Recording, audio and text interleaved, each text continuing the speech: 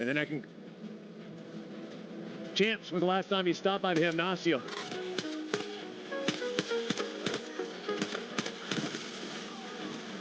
Oh, the silenced DMR is the way to go, huh?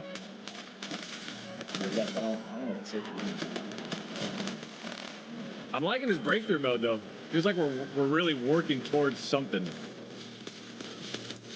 Ooh, I like that push, Vis. Giving them problems trying to push the zone, and they don't like it too much.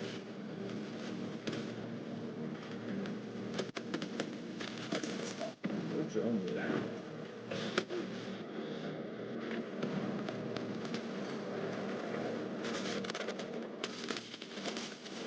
Drone coming out. A couple of them outside the wall on the left side. Dude, I'm liking the DMR a lot already. Yeah, it's huge.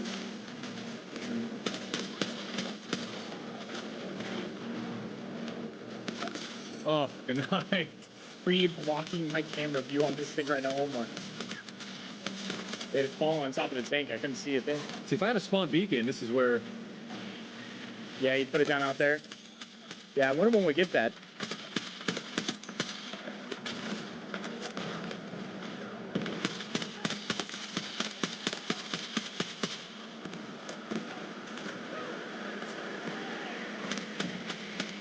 Oh no, he needs to back up. He needs to back up. They're gonna start to know.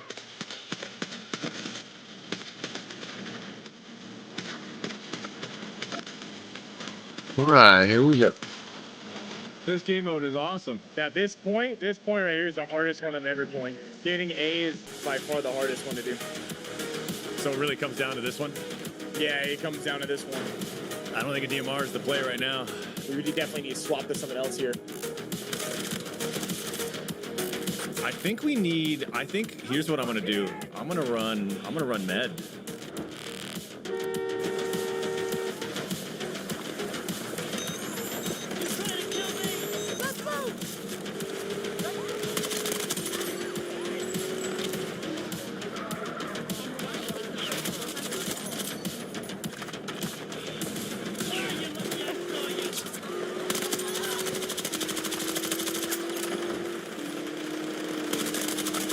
It's so hard to take this point.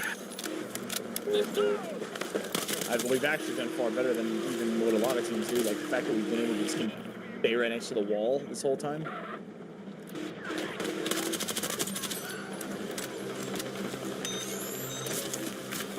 Come on! Let's go! See if I can somehow spawn on you. I'm on you.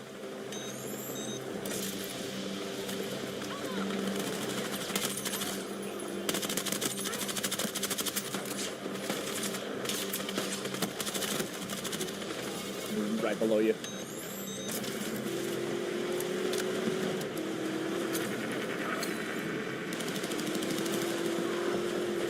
Guys wrapping around behind us.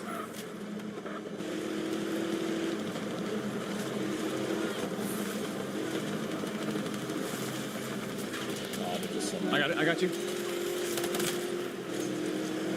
I got him. I'm gonna get you. Beautiful, beautiful. Oh.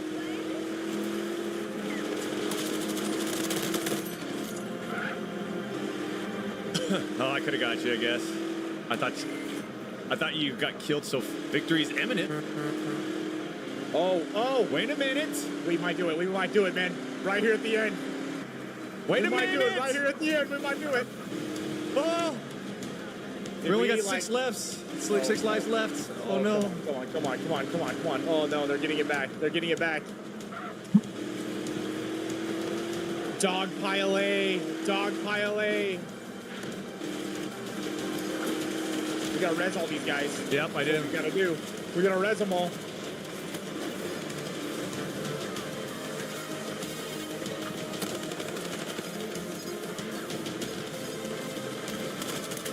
No, there's so many.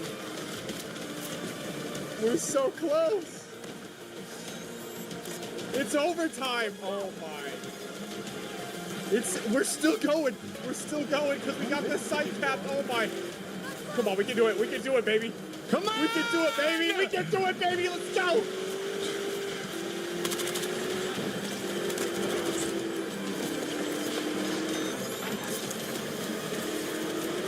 Are we gonna win this? Is there any way? Is there any way that we pull this off right now?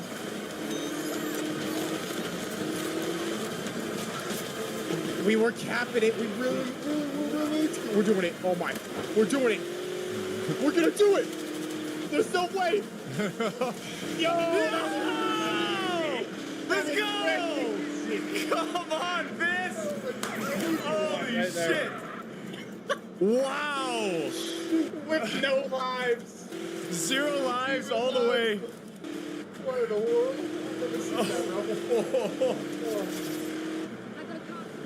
There was so many dead guys and just everyone running around with paddles to get them back up. 74 and 10. This nice. Wow. 74 and 10 with 65 assists. You had 110 assists now. Oh, that was one of the most fun games I've played in a long time. Oh man. This map's good. This is a good one for them. Wow.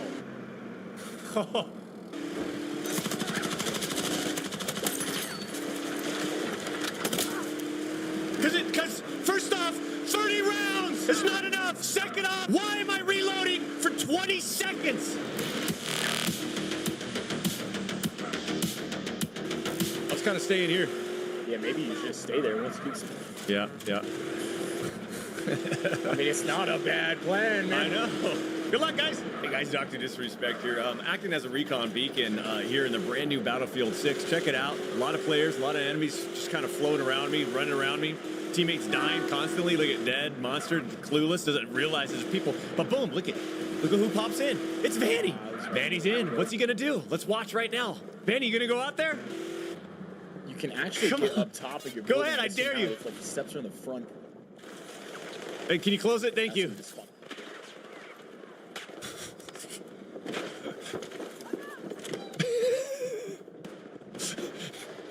This Vanny guy, every time he spawns on me, he's polite enough to open the door and then close it behind him.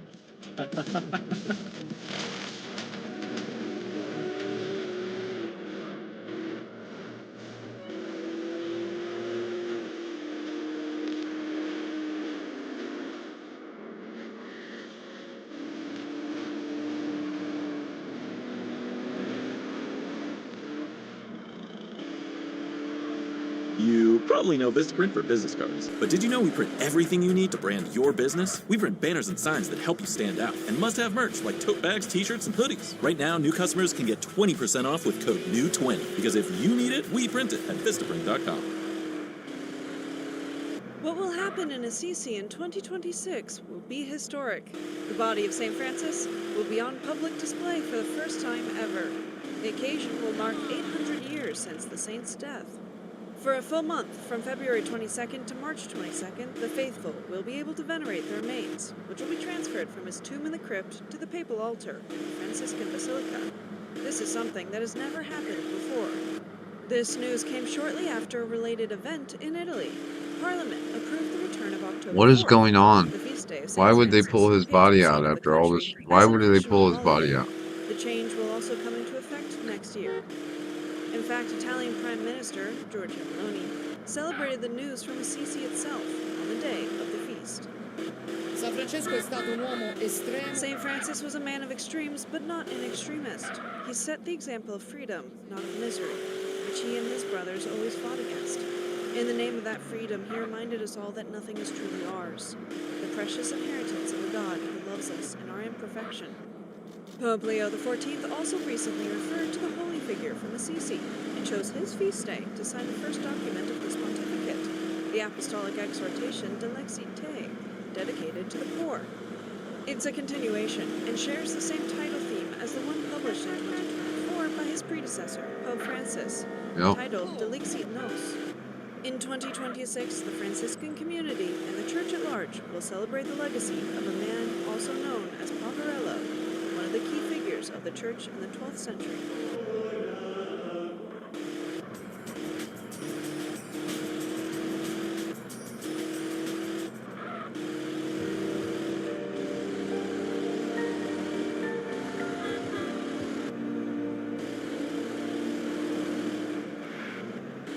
The decades of warfare in the Middle East and global war on terror have spawned a vast secret army embodied in special operations units such as the Green Beret, Navy SEALs, and the shadowy Delta Force. Seth Harp, in his book, Fort Bragg Cartel, calls Delta Force, for example, quote, a high-tech death squad dedicated to covertly liquidating the male population base of a recalcitrant ethnic and tribal group that resists U.S. military occupation. These secret units, whose very existence is not officially acknowledged and whose vast budgets are hidden, number some 70,000. Harp, in his book, details how these units are beyond scrutiny and accountability, how they swiftly went rogue when deployed overseas, murdering and torturing with impunity, as well as ingesting and trafficking prodigious quantities of drugs. These elite soldiers returned to the U.S. not only with the skill sets of professional killers, but layers of trauma and rage that fuel acts of violence, including murder, sometimes of their wives and partners. Harp documents dozens of unsolved killings and suicides, some of which appear highly suspicious, in and around Fort Bragg, where units such as Delta Force are based. There were 105 deaths at the base between 2020 and 2021 alone. His book details how military alliances with the world's leading drug dealers, especially in Afghanistan, where the U.S.-backed puppet state was the world's preeminent heroin cartel, led many in these units to engage in distribution and sale of vast quantities of narcotics up and down the eastern seaboard. He chronicles the corruption that came with the deliveries of vast sums of money, shrink-wrapped pallets to buy allegiances in Afghanistan, deliveries that saw some of these soldiers pilfer funds, billions of dollars worth, and come home with tens of thousands of dollars taped to their bodies, money often used to jumpstart drug dealing. Catherine Lutz, in her book Homefront, her 2002 study on Fayetteville, where Fort Bragg is located, calls the town, quote, a dumping ground for the problems of the American century of war and empire, where the wounds of war have pierced most deeply and are most visible. Along with narcotics, elite soldiers sell pilfered weapons from military bases on the black market, sales that have amounted to billions in lost dollars. Joining me to discuss his book, The Fort Bragg Cartel, and the rise of these secret armies is Seth Harp.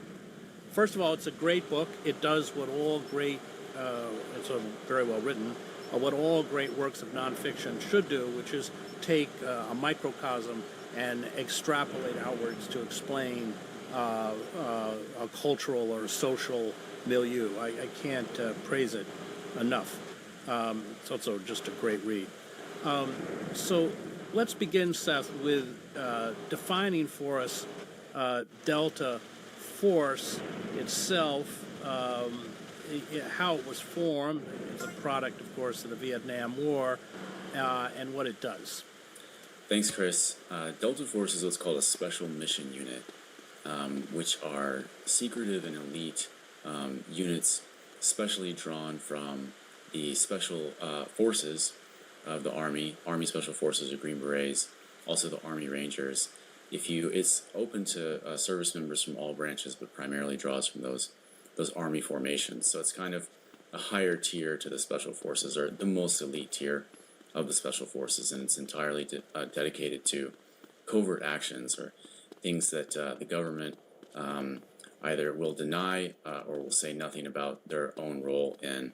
And as you alluded to earlier, during the wars in Iraq and Afghanistan, the unit effectively functioned as what I described as a death squad.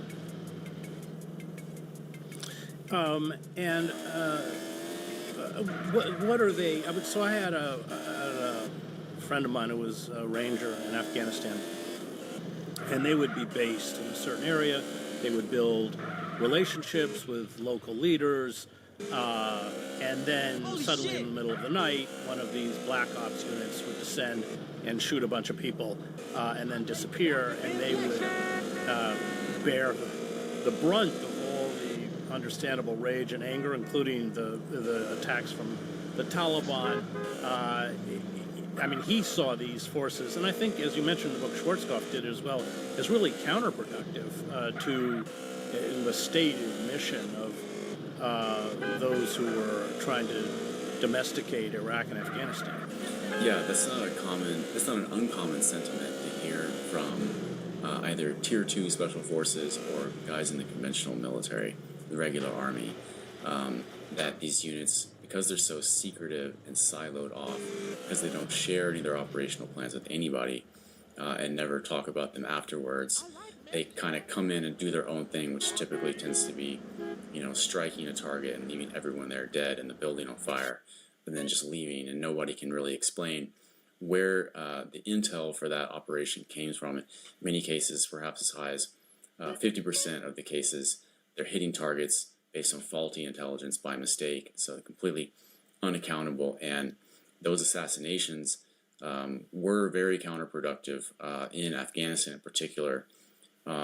The Afghan client state that we set up, as pliable as it was under Hamid Karzai and later under Ashraf Ghani, complained constantly about these night raids. Drone strikes we have heard a lot more about. There have been more reporting and more books and research done on drone strikes, but the other component of it was these night raids or these assassination missions, which were designed or intended to decapitate and incapacitate the Taliban resistance, but of course wholly failed to achieve that mission in the end. Well, as you point out in the book, the way they got target lists was often confiscating cell phones under interrogation and then just adding the people on the cell phones to the list. Isn't that correct? That's correct. And honestly, even if you share, even if you subscribe to the policy assumptions and are supportive of U.S. foreign policy and support these wars, you should still be very concerned about the quality of intelligence, which is wholly outside any kind of review. No one really knows exactly how they generate targets, except we do know that it's highly fallible. So even if you support, waging war in Afghanistan for 20 years, Death squads, bro. Death squads. Literal death squads. Oftentimes they It's all right. themselves really don't know who they're targeting. Hope they don't kick my door They're down. highly overconfident in their own Jesus Christ, help us assessments, all. which turn out to be They're coming, dude. They're very coming. flawed. Don't worry. So, Seth, these people are handed all sorts of drugs, dextro, amphetamines, which lead to addictions. But before I get into that, I just want to read a little passage from your book.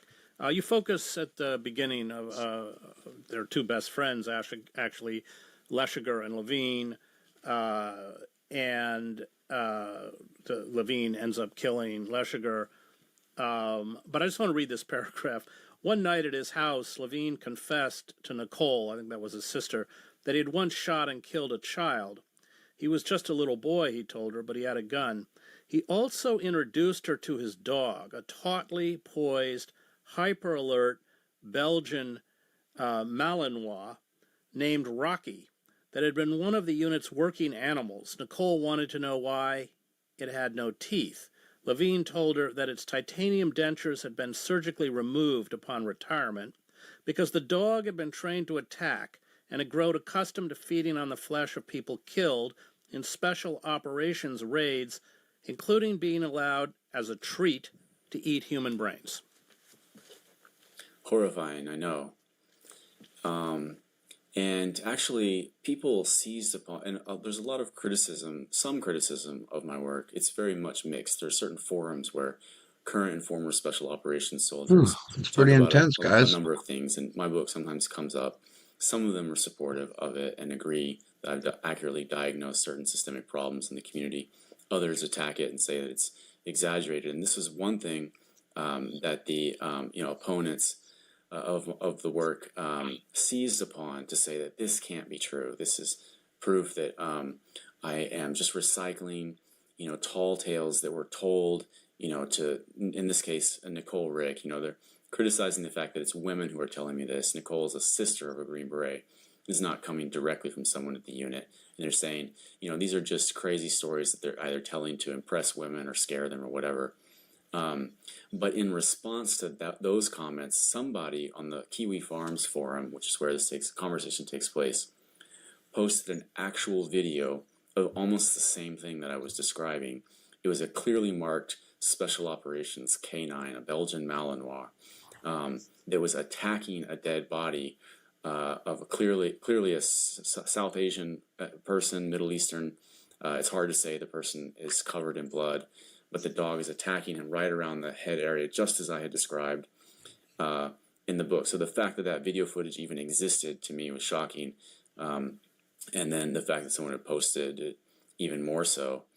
Not only that, talking about, brains and stuff. I mean, these details are gruesome and horrifying. I include them advisedly, not to shock people. There's a lot of stuff that I leave out because it's excessive, gratuitous. But Levine himself wrote a memoir of his time in the service, and he talks about executing at close range a unarmed prisoner who was seized in a 2015 raid in Syria, the target of which was a guy named Abu Sayyaf, Tunisian oil trader who was believed to be a top ISIS figure. And Levine says that a piece of this person's brain flew into his mouth because his mouth was open at the time he pulled the trigger. And he talks about having to wash the taste of brains out of his mouth. So this type of intense, close range brutality and gore and violence is a normal part of what it was like to be a Delta Force operator during the 20 years of the wars in Iraq and Afghanistan. And I think goes a long way towards explaining how some of them came to seem like such brain damaged Frankenstein monsters like Levine tragically ended up being. Oh, there's a moment in the book where I ain't no coming back, bro. I think she's a You know woman. that. She's in the military. And let's be clear, you're a veteran, and you served in Afghanistan, Iraq, excuse me. And she talks about Ain't somebody no coming coming back from back, a mission, bro. and there's brain on his boots. There's human brain on his boots. Right. And as distressing as it is to hear those kind of details, we should be aware of it because that's what our military that we pay for, that's what they go out and do. Their job is to go out and kill people in service of these increasingly obscure and abstract national security objectives that are shared by not a large swath of the population, but rather most of the people who live and work in Washington, D.C. So I want to talk about drugs, which play an important part in the text of your work. They're given drugs by the military. It leads to addictions. When you write about Levine,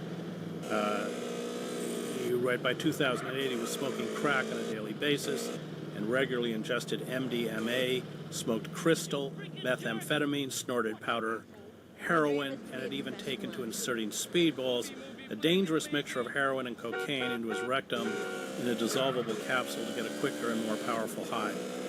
The drugs and alcohol, I mean, the amount that these people ingest, of course, is kind of staggering, and we'll talk about the drug dealing later, but talk about how pervasive that was and the culpability of the military in kind of kickstarting these habits. The military prescribes special operators dextroamphetamine as a matter of course, commonly known as Adderall.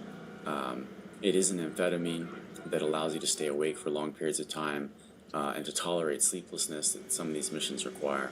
It also has the effect, whether incidental or not, of increasing aggression. Making you crazy as fuck, bro. In Levine's case, he specifically cited the prescription he had been given to Adderall as precipitating his drug issues, which is a common sort of gateway or path towards the abuse of harder substances. All right, come on. We gotta do something. We gotta be productive here. Adderall, Can't just sightsee. double the dose that was given to him. Gotta actually do. They don't pay for doing nothing. Cocaine and smoking crack cocaine. Gotta do something. Come on. His drug use. What are we doing? What are we doing? Let's go beat that race. More generally in the community, Because we need the money. there's a ton Not of just, drinking. we need the money. Alcoholism is a major factor of life in the special forces, and it's not to be puritanical or to be judgmental of these people. I mean, a lot of people in our country struggle with substance abuse. It's actually one of the most salient aspects of American society. But I think that there's a sense in which it becomes necessary in order to cope with the pressures of a job like being an operator on Delta Force. The need to numb the pain and grief that comes from participating in this type of violence, and also, in readjusting or trying to readjust to civilian life, because a lot of them are almost Is it literally moss? addicted No. to adrenaline Is it? and need a stimulation at all times. I mean, a lot of these guys, their psychological makeup is such that they're constantly in need of stimulation, and they really don't like to be bored. And so those are traits, all of which are traits that are conducive to drug use. And I think those are some of the reasons why you've seen such widespread prevalence of drug use in the Green Berets and in the Airborne Corps, all at Fort Bragg, to a degree that you don't see elsewhere in the U.S. military. Quote Terrell, he said the unit guys kind of separate themselves into two groups. Terrell, who, like Leshiker, aspired to join Delta Force but failed to meet the rigorous and often arbitrary selection criteria. Quote, you have the teetotalers, the guys who are super Christian warriors for God, no drugs, no alcohol, super goody-goody by the book. Then you have the guys who are just complete fucking derelicts, constantly doing nefarious shit. Those are the ones you write about in the book. Right, that's right. I don't focus on the sort of good apples, so to speak. They do exist. The guys that by their own internal ethical lights are doing the right thing. We may quibble with the inherent nature of their job or the foreign policy objectives to which they're tasked to serve. Nevertheless, they're not just engaged in blatantly criminal activity, but a shocking number of people in these special mission units are. And I think that's something that we should all be very concerned about. You raise a point that's fairly early in the book, and it's about the Waco. So this is the Branch Davidian, these splinter group of the Seventh-day Adventists. They've stockpiled weapons in anticipation of Judgment Day. There's a standoff. This is you writing. After a lengthy standoff in which the members of the apocalyptic offshoot church refused to surrender their guns and ammo, the federal agents moved in with surprisingly aggressive tactics, making use of heavy machine guns, armored personnel carriers, and even tanks. Amid the resulting gun battle, scores of people burned to death, including dozens of women and children. And then you write, a full 6 years later, it emerged that notwithstanding the Posse Comitatus Act, which bars the military from acting as a domestic law enforcement agency, Delta Force operators have played a key part in the assault on the compound. So this is always, my, and it's a question for you, the extent to which these forces, we know you document they were used in Waco, can be used domestically, and then of course you have people when they leave the Delta Force or SEALs are snapped up by, well, the Gaza Humanitarian Foundation is one, but paramilitary groups, which Eric Prince runs, they can be recruited into ICE. But I found that a kind of important point in the book. Yes, certainly. I mean, I wasn't aware that Delta Force had played a role in the Waco raid. I'm actually from Austin, so Waco's just an hour north of here. I think the relationship between Delta Force and the FBI is a cause for some concern. They have a very close working relationship, and Delta Force is supposed to play an advisory role to help, let's say the FBI's hostage rescue team deal with an active shooter situation or something of that nature. But the Posse Comitatus Act, which bars the military from acting in a domestic law enforcement role, I think should be a higher bar towards the participation of units like this in domestic law enforcement situations. And we're seeing today, I mean, that was many years ago, almost 30 years ago, and today we're seeing once again a sort of militarization of law enforcement in the United States. These ICE guys, and leads me to a broader point that's maybe worth touching on, the sort of trickle-down cultural effects of these units and units like them, where everyone wants to be a bearded special operator. Everyone, whatever military unit in or whatever police, whether they're just regular cops working a beat, they all adopt these aesthetics attitudes of these units, which is like, you know, the longer hair, the beards, the tattoos, just the Oakley sunglasses, just the whole, you know, image of the special operator is something that has come to have widespread cultural currency in our society, and I think much for the worse, because, you know, when they're dressed like that and when they're comporting themselves like that, they can't help but look at all of us the same way as they looked at Iraqis and Afghans and Syrians in operations overseas, which are just, you know, threats, you know, to be neutralized, people to be surveilled and then killed as needed. Before we go into the drug dealing, I want you to talk about Ali Muhammad. This is a fascinating story. I'll let you tell it. Sure. You know, I think so I briefly recapitulate the history. The book is not a work of history. It's intended to be a murder mystery at the heart of it, kind of police beat reporting. But in order to tell the backstory of these operators' lives, I recapitulate a brief history of the global war on terrorism with a focus on Fort Bragg soldiers in particular, because Fort Bragg is really the beating heart of the global special operations complex, and many people are unaware of its centrality in all of these events. So when it came to 9/11 and telling the story of 9/11 in a way that I hope to be fresh, I focused on the role of a Fort Bragg soldier whose name was Ali Muhammad. He was actually born in Egypt and was a Special Forces soldier in Egypt, but came over. Fort Bragg is home to the JFK Special Warfare Center and School, which often hosts or sponsors foreign military officers. They're from countries that are allied with the United States, such as Egypt. There, they often become assets of either the CIA or just assets of the national security institutions in general. Ali Muhammad was one of those people. It's a question of how deeply we want to get into it, because this guy's career was quite extensive. But in short, he was some kind of operative in the CIA's war in Afghanistan against the Russian occupiers in the 1980s. He was deeply involved in that. Most likely as an asset of the CIA. We know that he had been approached by the CIA. We know that he was monitored by them and that he was receiving money from obscure sources. He also became a U.S. citizen and actually joined the Army and was stationed at Fort Bragg as a uniformed American soldier, which I think is important to point out, because subsequently he became a close associate of Ayman al-Zawahiri, who of course was the co-founder of Al-Qaeda with Osama bin Laden.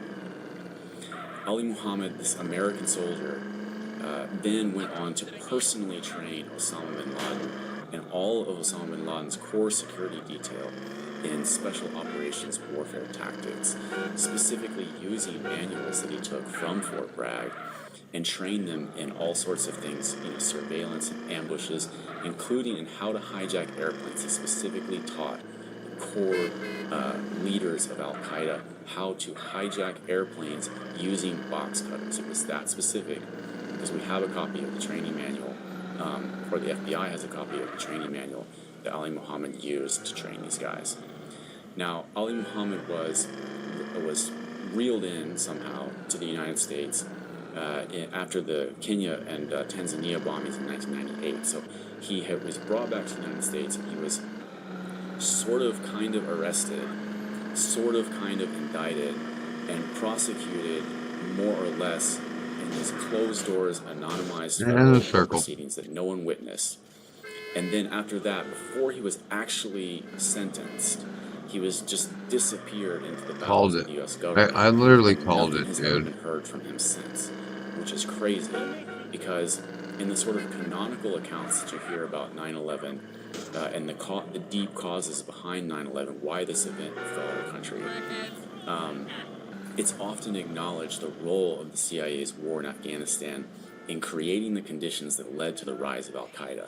But if you read mainstream Pulitzer Prize-winning reporters who have written the most extensive accounts of 9/11, what they will always say is that there was no direct contact between Osama bin Laden and anyone in the CIA. And to date, there has never been any evidence of direct contact between the agency and Osama bin Laden. But what that omits is the fact that there was a direct, extensive, and long-lasting relationship between Osama bin Laden and an active duty member of the U.S. Army Special Forces. So I think that's a really significant omission, especially because this guy is still in U.S. custody somewhere. He lived in Osama bin Laden's house in Pakistan. Right, in Peshawar, right. I'm going to, just to move on, but you write a lot about the blowback in terms of domestic violence, the wife killings at Fort Bragg, and there was a series of killings. I think what was it, 6 spouses or something, or murdered, or I can't remember the number. But then, of course, the Fort Bragg in particular, the Delta commanders just go into overdrive to exonerate everybody from these killings, most of them, and cover it up, and they actually begin to spin bizarre theories that the anti-malarial drug Malefiquin, which is Lariam, which I took in the southern Sudan, is to blame. And the media buys it. I mean, one of the kind of minor subtexts of your book is just how easily the media is just spun by these people repeatedly. Yeah, the special forces are expert in psychological operations, and PSYOPs are a big part of what they do. Now, by law, those psychological operations have to be directed at foreign populations. They can't be directed at American citizens. But not only is there a lot of bleed back in the age of the internet, but also these guys, when they're dealing with the media, they sort of naturally inhabit that role and that ability to spin and manipulate. And they're quite capable of controlling media coverage of their operations through selective leaks and selective disclosures. In the case that you're talking about in 2002, when 4 Army wives stationed at Fort Bragg were murdered in short succession by their husbands, nearly all of whom were Special Forces soldiers who had just returned from Afghanistan. That looks really bad. That could cause a call into question, the relationship between American militarism and certain forms of blowback, especially violence against women. But instead of that, some senior officials from Delta Force got on the phone with credulous reporters from UPI and other wire services and newspapers of record, and told them that what had happened was that Lariam, this malaria drug that they had taken, caused these guys to lose their mind and become paranoid and aggressive and in fact, homicidal. This is a ridiculous theory. There's no basis at all for it in medical science. It's completely untrue and unsupported. Short dick However, syndrome. it was repeated by I bet. virtually Yep. all Small dick mainstream syndrome, media bro. institutions in the United States and in foreign countries, in France and Italy, all across Came Europe back, and found Israel. out his wife was fucking Everyone somebody reported else. that these guys had lost their minds from taking the malaria drug. And I use that in the book. I don't dwell on it long, but I use it as just a case study in how they're able to control the way that the media covers Delta Force operations and their blowback in the United States. So you write about the huge expansion of these, and Obama was really the figure that turbocharged these special operations units. But, of course, it depended on a false narrative. It was justified by a false narrative, and that was spun by Stanley McChrystal. You write, although there were relatively few foreign fighters in Iraq and most came from neighboring Syria, McChrystal was the primary proponent of the view, quick to spread among Washington policymakers, that the enemy was not a nationalist rebellion against outside occupation, but one node of a global conspiracy of America-hating terrorists. To describe this nebulous and inherently malignant foe, McChrystal and his staff invented the term Al-Qaeda in Iraq. Okay, Or sir, are you aware that the AQI. reproduction of such plans is prohibited? And of course, that just morphed into the global war on terror. Can you talk about that? When the killer the casino. Iraq You'll War find the first plans began, on of the top course, floor. it was premised on the idea that Iraq was in possession of weapons of mass destruction and might either directly attack the United States or might provide terrorists with these weapons that they could then carry out attacks in the United States. We know that this was false. This was a conspiracy theory that was invented by the Bush administration and the CIA to justify the criminal invasion of Iraq. It quickly became apparent that, in fact, there were no weapons of mass destruction in Iraq. And so at that point, the narrative pivoted. I actually happened to be deployed as a very junior soldier to Iraq at that time, 2004 and 5. And I remember this change taking place. It suddenly became, now it became about this organization called Al-Qaeda in Iraq, and specifically this figure, the al-Zarqawi. And I remember seeing his face, his picture on big billboard, wanted posters around Baghdad. But looking into this deeply and researching it, I found that the role of al-Zarqawi was highly exaggerated. And in fact, he may not have even been in Iraq at the time. The reason why they latched upon this person, this Jordanian or Palestinian descent, already, by all accounts, more of a criminal and a thug a little bad than an actual terrorist, was in order to paste a sort of mask upon the insurgency and paint it as a foreign fighters. Foreign fighters were said to be coming into Iraq to fight the occupation, and so the evolving theory of the war became that we need to be there so that we can fight them there, so that we're not fighting them here. I even remember guys in my own unit making that same argument when we would debate these things around the time of the 2004 election. But in reality, as Stanley McChrystal frankly acknowledges in his book, they greatly exaggerated Zarqawi's role and the role of foreign fighters in Iraq. There were hardly any foreign fighters in Iraq as a percentage of the insurgency. Most of them came from Syria, which is very similar to Iraq in terms of its ethnography. And the resistance, the insurgency, was primarily nationalist resistance to outside occupation, just like you would expect to see in any foreign country that's been, or any country that's been invaded by foreign forces. So it was a way for them to get around the fact that the insurgency was an essentially legitimate enterprise of resistance. And not only that, but also to expand the war and say, well, now there's an Al-Qaeda franchise in Syria, and now there's an Al-Qaeda franchise here and there. And in reality, if you look deeply at these groups and at the evidence for, what's being described as them belonging to a so-called decentralized franchise or cell of Al-Qaeda, it's really absent any actual command and control nodes, any actual communication between them and the original Al-Qaeda, which was broken into a million pieces and dispersed into the mountains of Pakistan and Yemen pretty early on in the war in Afghanistan. So again, this is a psychological warfare. This is psychological warfare that they're waging, in which they characterize the enemy in a way in which is conducive to the continuation of the war and delegitimizing, resistance to U.S. military occupation. I just want to mention how indiscriminate the killing was.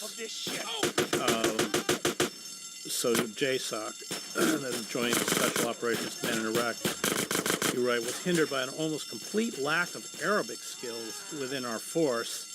You're quoting Crystal, suggesting that nearly all of those got out of the building this killed time. were targeted We'll see what happens.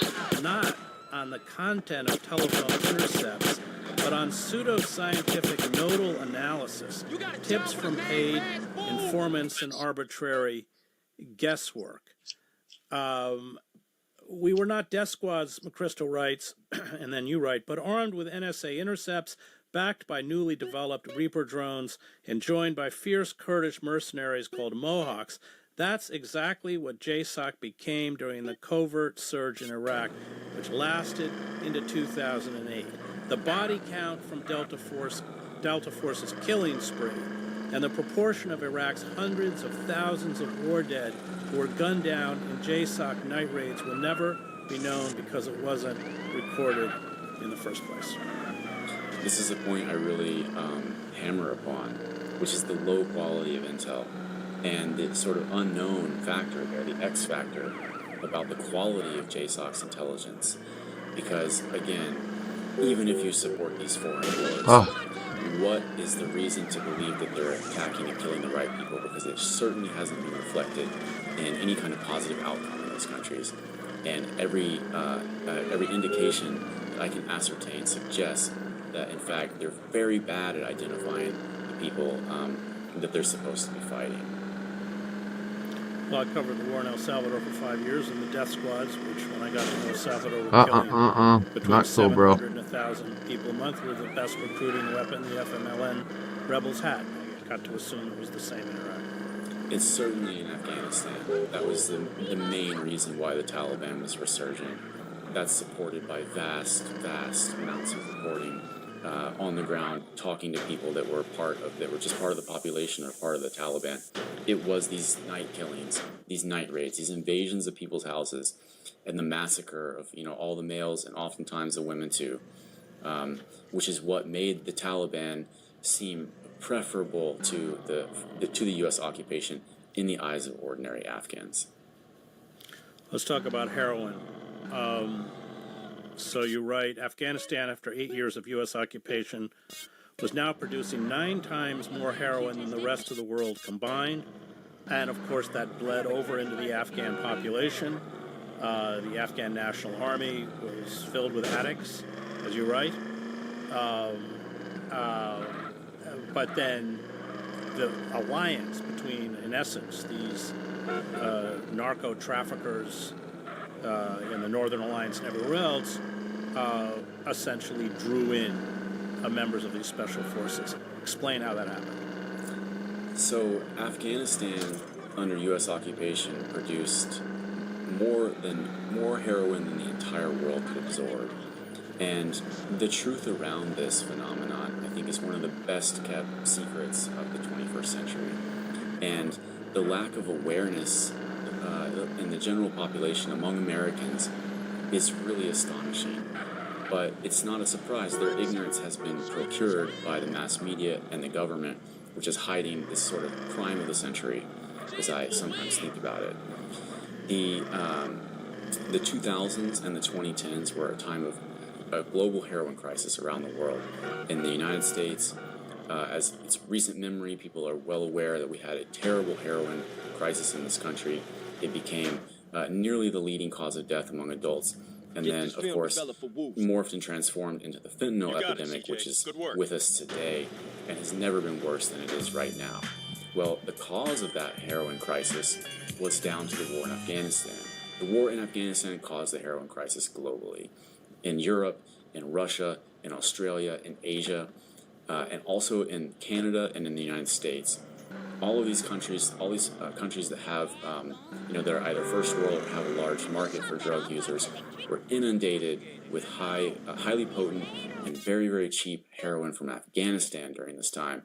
And it's just supply and demand. When there's that much of it, it becomes a lot cheaper.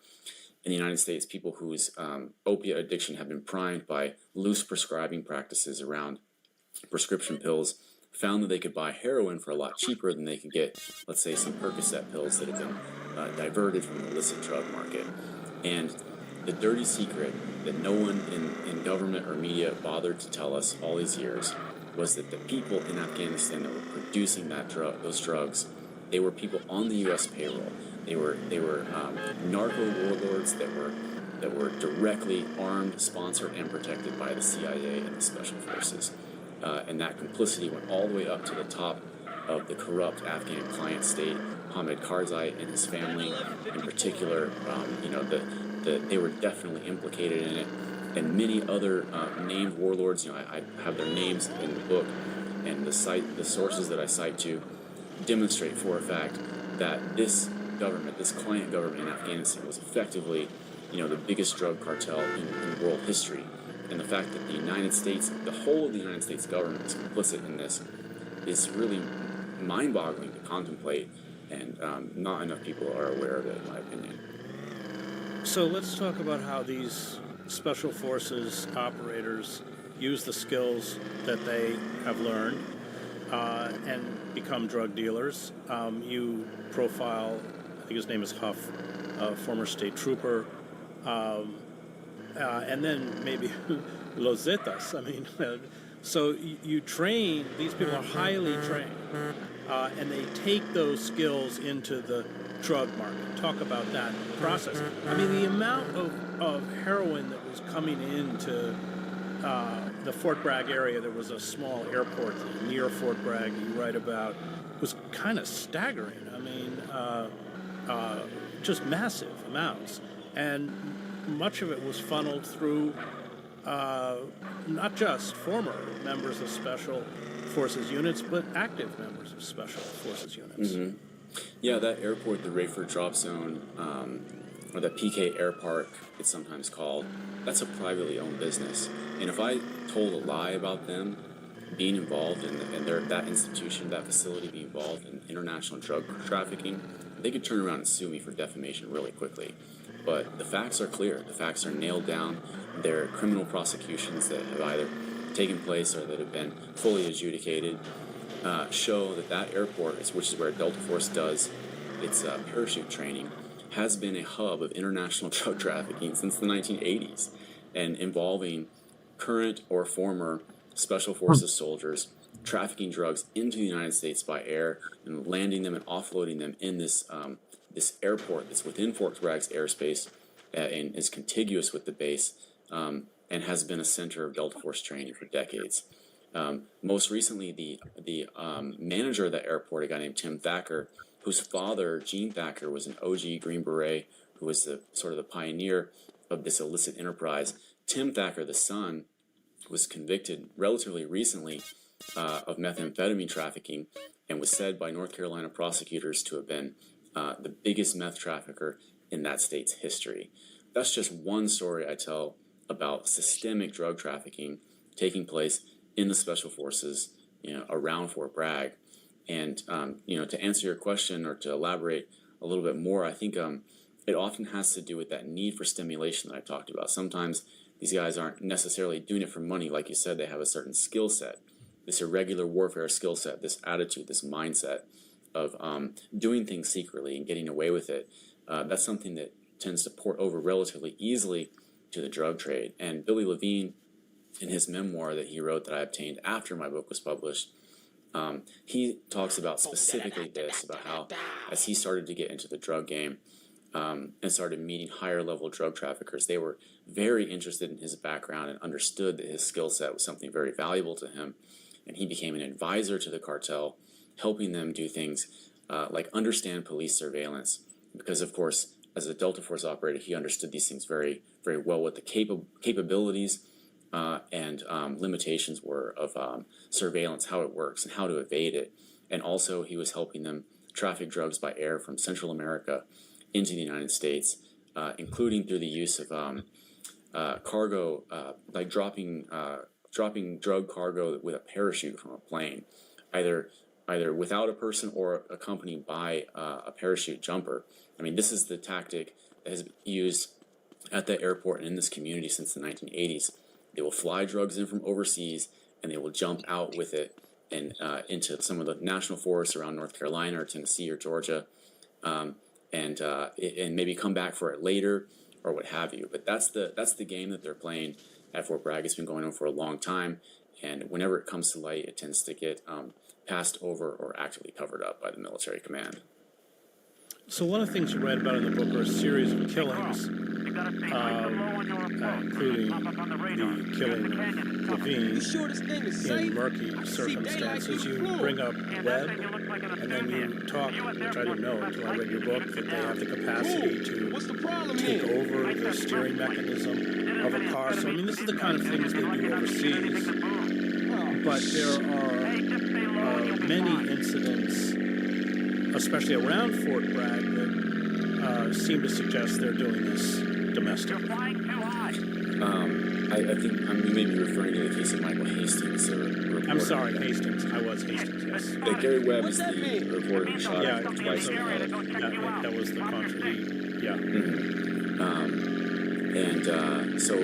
But I see obviously why those two men would be related in your mind, or certainly related in mine. They are reporters who died mysteriously after reporting on these type of issues. Michael Hastings was the guy who was the Rolling Stone reporter who got Stanley McChrystal fired. And he, because he wrote The Runaway General, which depicted McChrystal and his aides getting drunk and making jokes about President Biden's staff. McChrystal, of course, being the architect, being the sort of godfather of modern JSOC, and the architect of the assassination programs in Iraq and in Syria and in Afghanistan. What happened to Hastings after that is ambiguous. It's not clear exactly how he died, but there's a video of his car crashing, and it's hard to understand what happened there, why he was sober at the time of his death, contrary to the article the shameful article that New York Magazine published, insinuating that Michael Hastings had a drug problem, was under the influence at the time of his death. That was a lie. He was sober when he died. And the car appears on the video. It seems like it's a grainy video, but it seems like it explodes before it crashes. And people who called 911 talked about hearing an explosion rather than a car crash. Now, again, it was ruled an accident, and Michael Hastings' own family supports the view that it was an accident. So I don't want to make irresponsible allegations, but it is the case that in 2017, several years later, there was a hack of the CIA's CIA documents that was released by WikiLeaks. One of the documents there was something from their embedded device branch of the CIA, which showed that the agency was researching how to infect onboard car computers with malware that would allow them to conduct undetectable assassinations by steering a car into an immovable object at high speed. So obviously when that came out, the conspiracy theories around Hastings' death really resurged and have really never been dispelled as far as I'm concerned. Let's talk about some of these killings around Fort Bragg, including the killing of Levine, and he was with one of his drug partners, was named Dumas. I can't remember. But there's just a series of killings around there that they're inexplicable. It's really shocking the number and the frequency of these sort of soldier-on-soldier homicides, murders taking place on base that appear to be like settling of accounts or drug deals gone wrong, involving some of the most elite soldiers in the Army, including Levine, Billy Levine and Timothy Dumas is a sort of central murder mystery that I explore in the book. Levine, as I've alluded to several times already, was a Delta Force operator at the top of his game and done 14 deployments, was 37 years old, and had this terrible drug problem that we discussed, was working with drug cartels as we discussed, and his life came to an end in 2020. His body was found riddled with bullets and dumped in a remote training range on Fort Bragg alongside the other soldier that you mentioned, Timothy Dumas, who was a JSOC support soldier who had deployed to Afghanistan at least 4 times and was in charge of securing the supply lines for the Special Forces. And the police say that this was a drug deal gone wrong. That in itself is shocking that kind of thing can take place on Fort Bragg involving guys like that who are in such privileged positions in the military hierarchy. And both of them had previously killed people. Levine killed a Green Beret at his house. Mark Lesher, a few years earlier in 2018, he had killed this guy in the military on a civilian. And let's be clear, they covered it up. He was completely exonerated, even though, as you document in the book, the scenario that they accepted was not supported by the evidence. Won't go into the details, but they completely got him off. Correct. And that led directly to his own death, because Levine was so out of control that he needed to be in prison. He was a danger to himself. He was a danger to other people. And he may have killed other people in the interim. His memoir certainly suggests that. He hints broadly at doing hit jobs for the cartel. So that act of malfeasance and dereliction of duty committed by the district attorney of Cumberland County, as well as the Army's Criminal Investigations Division, that led to these other deaths. And I think there should be reckoning around that, the responsibility for that. But the question remains, who was responsible for killing these guys? Because it was a professional job. These are not easy people to kill. Levine in particular was somebody who was a very competent military operator who would be hard to get the drop on, to say the least. Dumas, same story. He was a very hard man. And all these guys always went around armed, and they knew who they were dealing with, dangerous people. So who was responsible for killing them and dumping their bodies in Fort Bragg? Well, I can't. I don't want to spoil the last chapter of my book, but suffice it to say, the person that the DOJ is attempting to pin those crimes on, I have really struggled to find anybody who accepts the government's story, because it's so, on its face, is so implausible. I want to talk about Los Zetas. So these are the big Mexican drug cartel. You write, the advent of Los Zetas, who really were narco-terrorists, inaugurated the darkest era in all of Mexican history. Trained in marksmanship, rapid deployment, ambushes, surveillance, and psychological operations, Los Zetas used overt military force to consolidate control over most of the Texas border and the Gulf Coast port of Veracruz, augmented by the state and local police forces that they co-opted, as well as an endless supply of short-lived hitmen recruited from the lumpen class of the northern border gangs. Los Zetas wore paramilitary uniforms, drove around in homemade armored vehicles called monstros, and to sow terror, filmed themselves committing sickening atrocities.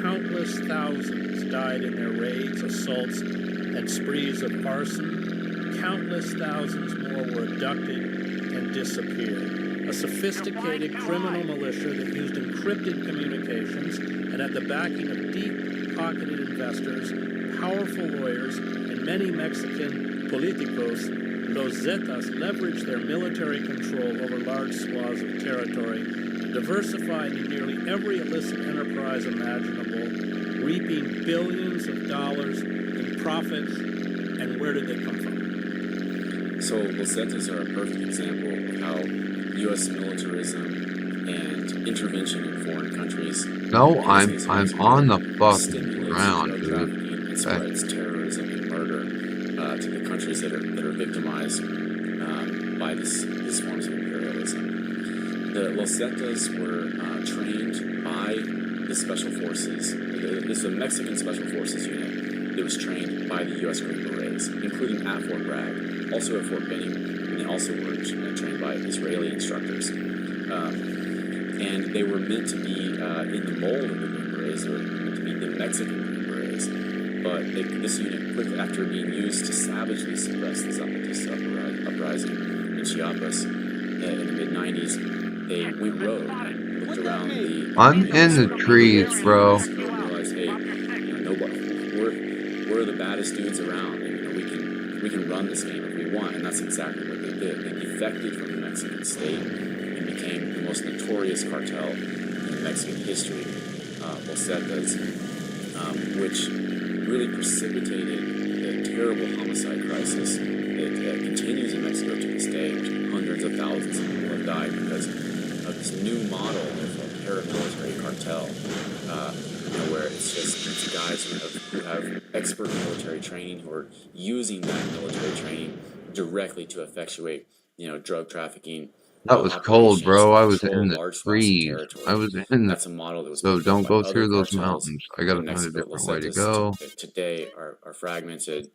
I was under the wires and in the trees. But the model that was created continues to the great detriment of Mexico. And again, it's an example, just like in Afghanistan, where you have what's described as a narco state, and what are described as narco terrorists. But if you look into the background, if you run the clock back, you'll see what originally started this was the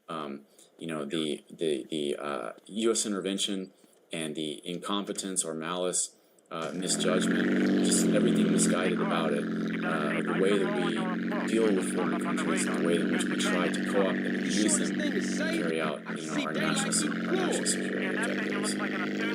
Close the book by talking about Hegseth, the new Trump administration, restoring the name of Fort Bragg and the renamed Fort Liberty. Bragg was pretty mediocre Confederate general.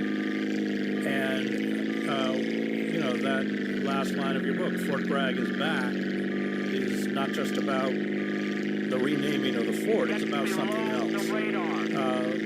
Those people that are now within the Trump administration, and of course Hegseth is exonerated the few very handful of people who have been prosecuted for war crimes. But talk about the culture, the return of that culture, and its and those within the Trump administration who will empower it. So my book is very critical of every U.S. president since 2001, and I don't stand on critiquing President President Biden. However, I do see President Trump's role in his first term as uniquely malignant on this culture, and the trickle-down effects of it have been just terrible because not only did Trump loosen the rules of engagement that are applicable to special operations, but he also made it a big part of his political persona to hold up these accused war criminals, people like Eddie Gallagher, turned in by his own teammates, ostracized by his own organization, the Navy SEALs. But Trump elevated him and made him out to be an American hero. Calm down, dude. Calm down. Just turn. Just to interrupt, he killed Turn. as like a boy, right? He killed Gallagher. Eddie Gallagher killed a lot of people. Eddie Gallagher was on drugs, incidentally. He was taking, as Dave Phillips of the New York Times reported in his excellent book Alpha on the Eddie Gallagher trial. Eddie Gallagher was taking a lot of drugs. Just like, the SEALs have a lot of the same issues as the Green Berets. So he was popping tramadol, which is an opiate painkiller, and he was on this deranged quest. How can I be above limit, dude? Very toxic figure in this story, who was claimed to be the most lethal sniper in American history. So Eddie Gallagher just wanted to beat his kill count, which is, as his own teammates described him, freaking evil. And in order to do this, he was just shooting. And during the Battle of Mosul in 2017 in Iraq, he was just shooting anybody that came into his gun sights. This is according to his teammates. This is what they've alleged publicly. He was shooting women, children, old men, people that were clearly unarmed. And then, in the incident you described, he was caught on someone's body cam about to stab a teenage ISIS fighter in the neck who was completely unconscious, incapable of resisting, unarmed. And so his trial was a three-ring circus in which President Trump personally intervened to have him. He was exonerated by the jury. I talk about the little tricks and behind-the-scenes ways in which these trials tend to play out. When a special operator is accused of a crime, you'll often see, and it proceeds to a trial, you'll often see that the prosecutor in those cases is someone who has never tried a case before. That's a pattern that recurs, which is extraordinary, and it shows a lack of intent to actually secure a conviction. In any case, in Gallagher's case, he was acquitted of the most serious charges.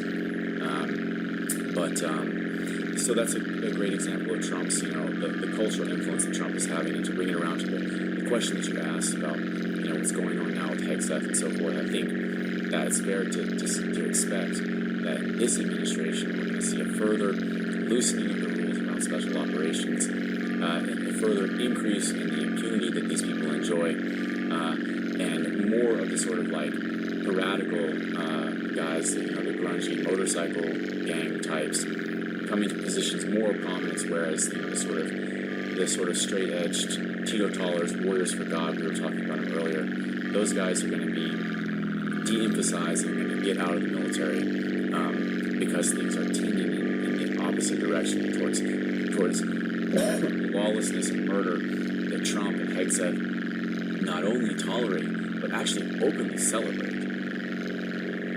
You also write about Michael Waltz,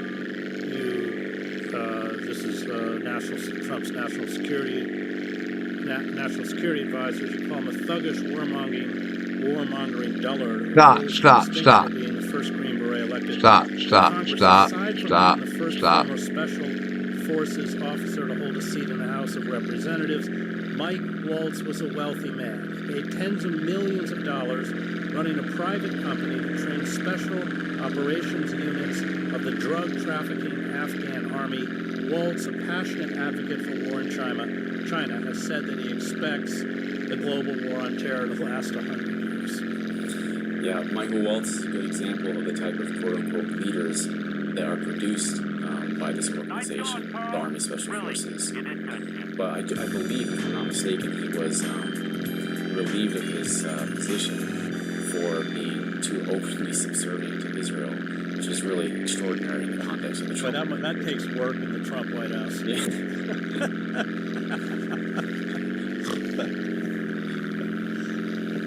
All right, so it's a really great book, and it's a great read.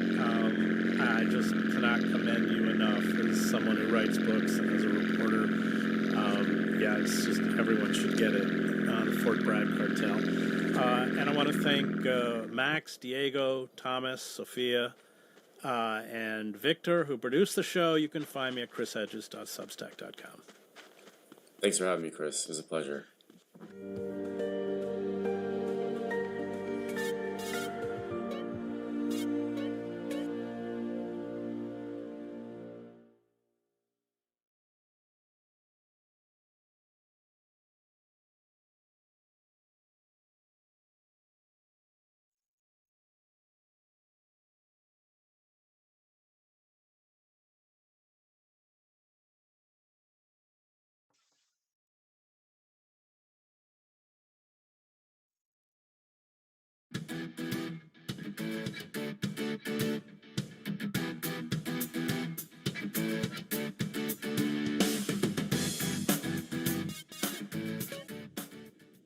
Hey everybody, this is Perch. This has been on my mind, I think, pretty much since the beginning of the channel. And it's one of those things that always kind of sticks in my throat. Like I have trouble saying it. Do you ever have those? It's not, I don't know, there's a word for this, I'm sure. It's like a pet peeve. Only it's not a pet peeve I'm talking about. It's just, it's like a bridge too far. It's like where you feel like you're being overly pedantic with the English language, or, just being a stickler for no apparent reason on something.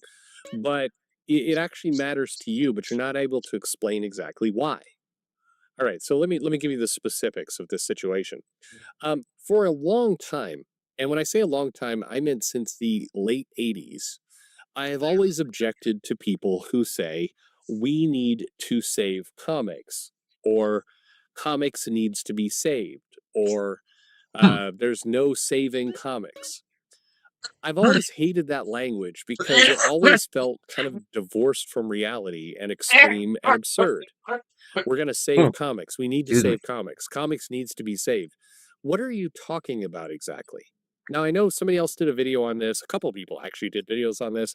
And my point here is a little different from the others I've heard. What I guess I have to lean on here is this phrase I've objected to since forever, because it always felt like an exaggeration that didn't help whatever the topic was. So case in point, in the 80s, you had a situation where Marvel was really stuffing the shelves. And you could say they kept doing that, and to some extent that is true. They did keep stuffing the shelves, but in the 80s, there was a deliberate strategy with the newsstand in particular to crowd out everything else and basically control it.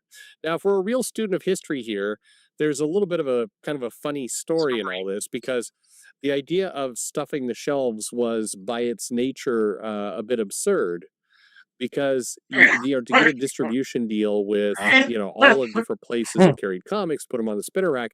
It wasn't like you made one deal and then everybody got it. You had to go and get these large chain deals, and different chains had different rates, and it was complex, basically, is what I'm saying. But it's often talked about as like, oh, they're the only reason why Dark Horse didn't get mass newsstand distribution is because, Marvel was stuffing the shelves. Well, if that was true, Image, which did have some comics on the newsstand, but not nearly as many as Marvel, because they weren't able to make all the deals Marvel and DC were able to make, because Marvel and DC own that space. I'm skimming a lot of history, but anyway, back during this time period in the late 80s, there was this idea that Marvel was stuffing the shelves, and people who were not Marvel fans didn't like Marvel content. And then this phrase would come up in the comic shop of comics needs to be saved from Marvel. Like Marvel has to be stopped in order for comics to be saved. Well, that statement was absurd on a few levels. If you were, first of all, the direct market, the idea of a comic shop in the 80s was even more kind of perilous. It had to be more or less a trading card shop over a comic shop. And the standalone comic shops. I mean, you have people, I used to go visit Mile High in Denver all the time, and you'd certainly have comic shops, but the idea that like you rip Marvel out of there and this would somehow save the shop, no, it would like say goodbye to comics. At that point, that would be the end of comics, because Marvel held so much sway over the industry, along with DC. It would be, mortally wounded if you took Marvel away. If you took Marvel and DC away, it would be like, forget it. At that point, you don't have comics anymore. You've got some indie books there, but it's a niche of a niche at that point. But Anyway, this was the expression. And then, you had in the 90s when you had Marvel bought by Toy Biz, and you had the kind of glut of variant covers, and you had a lot of other kind of fairly harmful programs that were going on. Diamond had sucked up all the distribution at that point. We had the Heroes World fiasco, all that kind of stuff. Once again, it was comics needs to be saved because Marvel is killing it. There's no saving comics. I remember, I think Eric Larson. I may be wrong with Eric Larson. Peter David used to have this column in the Comic News Weekly. That's not the right name. Anyway, he used to have this weekly column, and every now and then he'd feud with, quite a bit. He'd feud with Rob Liefeld and Eric Larson and Todd McFarlane and others. Anyway, and it just generated the famous writer versus artist debate that would go on there.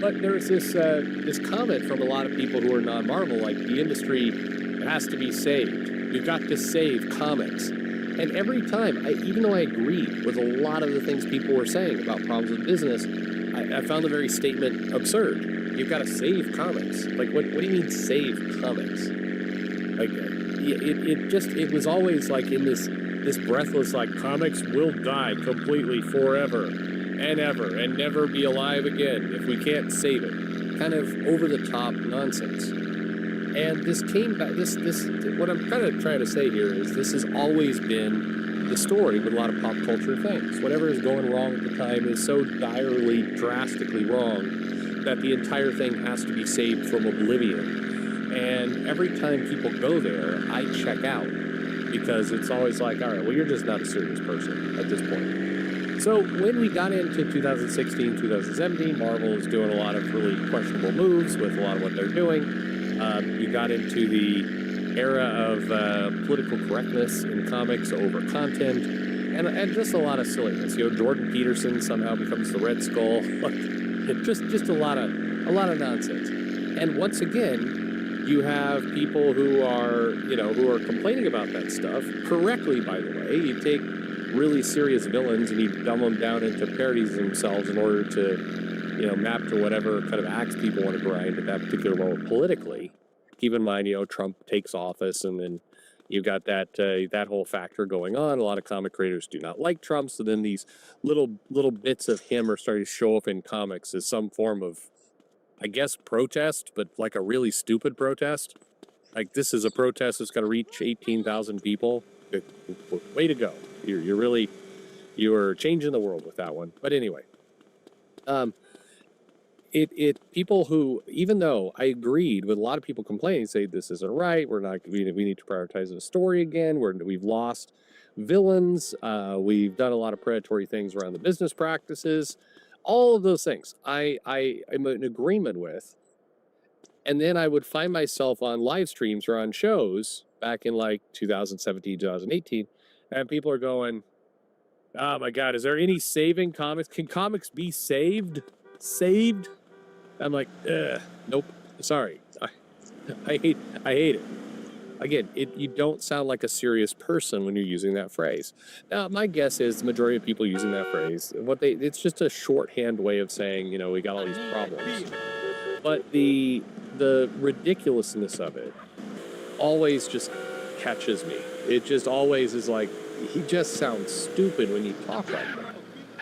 And so even today, it's like 2025, and you still see like, there's no saving Star Wars. Can Star Wars be saved? Can comics be saved? Can Marvel be saved? Can DC be saved? And it just like, why are we talking about it like this? And I always wonder, are there people out there? I don't believe the people who are writing this commentary, if they have any kind of business sense, if they have any kind of sense of history, they know that comics have come up, gone down, gone up again, gone down twice. They know what the problems are because they're able to detail them. They know. They don't need to speak in such generalities. They've got a pretty good handle on where the issues are. The comics need to be saved are a way to talking to the masses. But my question is there somebody out in the audience who's actually like sitting there like a call to action? Like, oh shit, if I don't act now, comic books won't be able to be saved. I've got to save comic books right now. Nobody's really thinking that, right? like reassure me a little bit that everybody else. I mean, the word here is hyperbole, right? I mean, everybody else is aware that this is kind of an over-the-top way of kind of getting people wound up. I had this same feeling, if you remember back a couple years ago, the narrative that DC Comics was about to end forever, like they were going to be done by summer. By summer, there will not be DC Comics anymore. It is definitely over. This was, I think this was Future State. It was the year that Future State came out, post Dark Knight's Metal. And it was like, comic books are dead. And I got in a heated argument with a guy, a fairly well-known creator, on air, who was definitely assured me there was a 100% chance, inside sources, DC Comics was definitely going to end. Definitely for sure's going to end in the summer of that year. And then it didn't end. And then I being a smartass, for a little while after, I'm like, oh man, if only there were DC Comics. I mean, shit, I used to read the solicitation videos, and I come in and be like, oh man, it's too bad there's no DC Comics. Oh shit, here they all are. And I had a bunch of people, like fans of that guy who would post, like they got so pissed off, like they would post, they'd bomb my videos with negative votes, and they'd be like, why are you picking on this guy? It's like, I'm picking on him because he said something dumb. I'm just not picking on him for other things. I'm picking on him for the dumb thing. And I think that's fair. I say dumb things too. People should pick on me. But like, look, if you're gonna say something dumb, then yeah, you deserve to be kicked around a little bit. That is the Gen X way, and everybody I got kicked around plenty. If you're gonna say something demonstrably dumb, then somebody's gonna take a whack at you. You've opened yourself up to a beating a little bit. Anyway, but I'm curious if this is just me, or if any of the rest of you feel the same. Does it bother you at all? To me, it feels like a bad distraction. The reason I think it really bugs me is because I think there are real problems to solve in comics. There's some things that if we kind of put our heads together, we work on, and we help, and we can actually either fix some of these problems, or we can create new businesses. We can do new things. We can actually make new comics, or put them out a new channel, or do something new. But as long as we're distracted with the comics are dying and we got to save them, they're dying, then I can tell you from inside of comics, the people who work there, they love shit like that because they sit around and it immediately discredits legitimate criticism. Talking to somebody and I go, hey, I think it's really shitty that you, the #1 comic publisher, kind of makes creators chase you from time to time in order to get their duly owed royalties. Like you make it hard for them. You stealth put books out on Amazon and you don't tell anyone. And then that's what you do, and then you make them come and chase you and file for owed royalties. I think that's shitty business practice. I think that's something that really needs to be fixed. And I get back because comics are dying, right? I mean, they're dying. That's what everybody says. They're dying. I'm like, shut the fuck up. I know people are saying that. Don't gaslight me by bringing that shit up. You need to pay people what they're owed. That is a contractual issue. Don't bring in some YouTuber into the mix. But I mean, that's what happens, and that's why it bugs me a lot when people go when the hyperbole gets out of control, because it feels like, okay, you're just distracting now from some things that actually need to get fixed. That's to me always how it comes across. Like you're not a serious person, therefore. We have some serious problems, and if you're not gonna be serious, then what good are you? You're actually distracting everybody else from something that actually needs to be repaired. But anyway, that's my point. So what do you think? Have you ever had this feeling? Is it just me and my craziness? That's fine too. Everything's fine. There's a Dunkin' drive-through that they just opened. And I guess my question, I'm passing it right now on the road. Like, I guess my question is, isn't it always Dunkin' drive-thru? Like, I guess you can go into a Dunkin' Donuts, but why would you want to? Like, it's always drive-thru. It's weird. And by the way, no shitting on it. This is not like an Arby's situation. Arby's has like all these chains and Arby's. See? Oh yeah. Texas. Boy, that's a Freudian slip there. Texas has all these franchises here, Most people put this bullshit at the beginning of the video. They make you sit through it. I put it at the end so you can tune out whenever you're ready. But anyway, Texas has all these franchises that I thought were long dead, like that have long since departed, but they still exist here. An example is like Little Caesars Pizza. By the way, nothing against it. It's square pizza. I mean, it's not good pizza, but it's like, this isn't a world-class winning pizza, but pizza, unlike apparently roast beef sandwiches, is hard to kind of F up. You can just, as long as you bake it, it's more or less what you got. If it's Thursday night at 2 a.m. and you are high off your ass, then Little Caesars Pizza is going to hit the spot in a way that an Arby's Big Montana is going to give you diarrhea. That's kind of the split of fast food. Anyway, this is, somebody's like, Perch loves Little Caesar. No. But I thought they were out of business, but here they all are. I like right next to the Montgomery Worth, and I swear to God, I'm going to find a Toys R Us down here. It does exist. It's in the freaking airport. You go through DFW, there's a Toys R Us in there. I'm not shitting you. It's in there. Anyway, all right. What's up, bud? You didn't call me? All right, so that's fine. We figured you'd walk home. I saw Mom's message. No, but I wanted Oh, okay. I didn't know she messaged you. I wasn't going to start worrying until. Yeah. How'd you like Red One? That was very good. Really? What was your favorite part? I liked all of it. I didn't really have a favorite part. They're all pretty. It was all well done. At some point, there was like. Is there any movies you've seen lately that you hated? I wasn't really doing. Yeah. They kept like. No, I guess. Oh no, You money, like maybe. strong? You like it when the hero, the main character, is a girl or a boy? Yeah. I don't really care. You don't care? No. What if it's a boy who becomes a girl? Do you like those? Sure. You do? You like boys who turn into girls?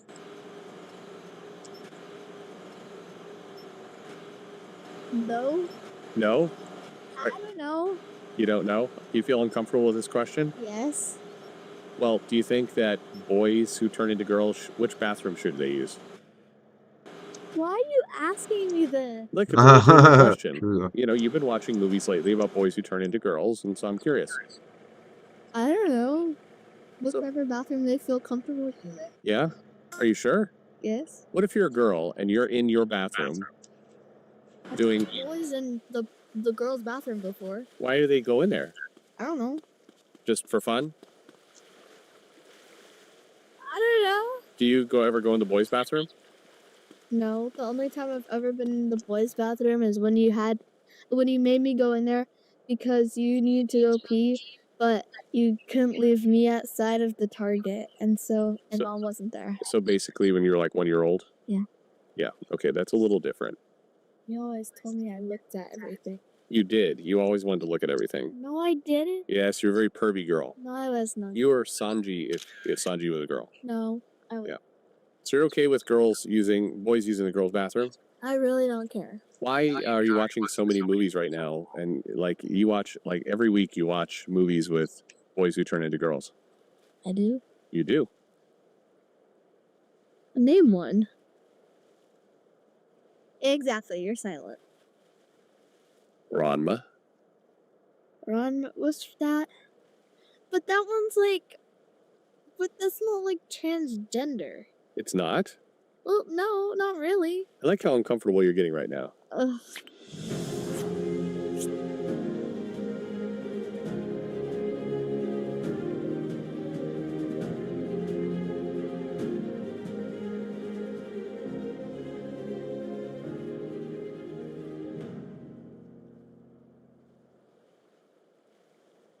Rapture Talk. If you scroll through TikTok in late September of 2025, you might have stumbled upon some people convinced that September 23, 2025 would be the day of the rapture, a largely evangelical belief that Jesus will return and sweep true believers up into heaven prior to the actual end of the world. Under the rapture hashtag, people were posting everything from serious prep videos to ironic tips for how to look cool while being raptured. The date itself came from a South African man named Joshua Mlakela, who said Jesus appeared to him in a dream dream back in 2018 and told him he'd return on September 23rd and 24th, 2025. Oddly enough, Jesus supposedly also mentioned that there would be no World Cup in 2026, which I guess could be proof that Jesus really doesn't care all that much about soccer. From there, the idea exploded on TikTok. Some people seemed genuinely convinced, others were in it for the memes. But since you're watching this after the big day, I think it's safe to assume that the apocalypse got delayed once again. Or maybe we're just all left behind.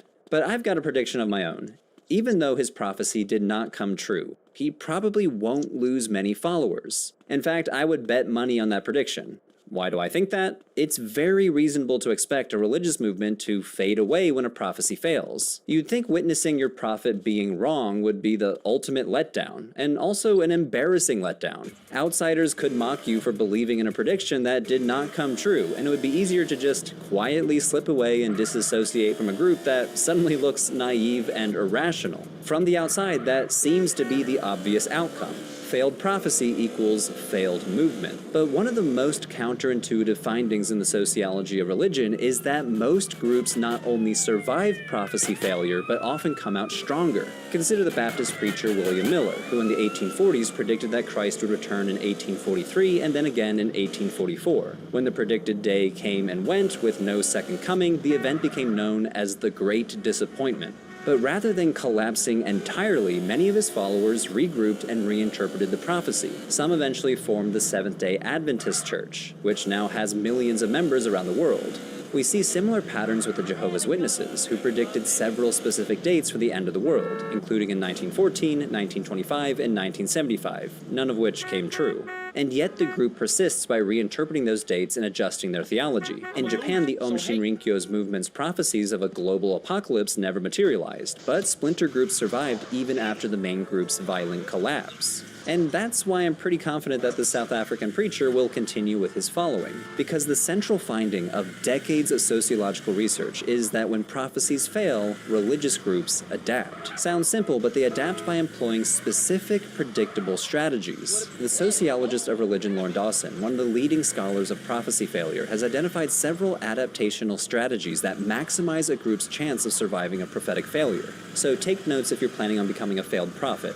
Among the most important strategies is rationalization. As the sociologist Brian Wilson wrote, for people whose lives have become dominated by one powerful expectation and whose activities are dictated by what that belief requires, abandonment of faith because of disappointment about a date would usually be too traumatic an experience to contemplate. Reinterpretation is demanded. In a study published in the late 90s, Dawson noticed that when a prophecy fails, the groups that outlive the failure deploy several types of rationalization. First, spiritualization. Groups spiritualize the prophecy. While they were expecting an empirically verifiable event in the here and now, they say the event actually did happen, but in a spiritual sense. Maybe in our hearts and minds. One of the most explicit examples of a group rationalizing a prophetic failure by spiritually reinterpreting the outcome is Ichigen no Miya, a Japanese new religious movement that draws ideas from Shinto and Buddhism that arose after World War II. On June 14, 1974, the leader prophesied that an apocalyptic earthquake would strike Japan 4 days later, on June 18th at 8 o'clock a.m. sharp. A very precise prediction, but when the earthquake never materialized, the leader of the movement claimed that God had transferred the cataclysm to my own body.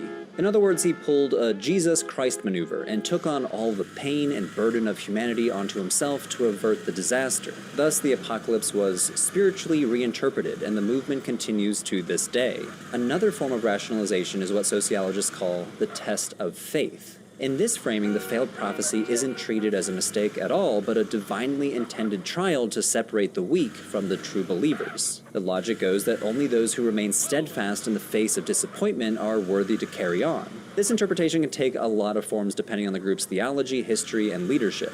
One striking case is the Pentecostal Christian movement called the Church of the True Word. After spending 42 days huddled in a bomb shelter for an apocalypse that never arrived, the members emerged celebrating. Their leader reframed the anti-climax as proof that they had passed the test. Their willingness to persevere and endure had pleased God, and their faithfulness stood as an example to the world. The third form is human error. The group announces that they simply interpreted the signs signs of the prophecy incorrectly. This might lead to a new date being set. For example, the late evangelical radio broadcaster Harold Camping predicted that the rapture would occur on May 21st, 2011. But when that date came and went without incident, he recalculated it to October 11th instead, which he also got wrong. As it turns out, though, he kept a loyal following to his death despite his multiple failed prophecies. And finally, the fourth form of rationalization is blaming others. The leader blames the followers or sometimes blames outsiders for somehow foiling the prophecy. This happened among Jehovah's Witnesses when a prophecy that Jesus Christ's millennial reign would start in 1975 failed to materialize. In a speech in the following year to a group of Canadian Jehovah's Witnesses, the Watchtower Society's president blamed the followers, pointing to the audience and saying, "Do you know why nothing happened in 1975? It was because you expected something to happen."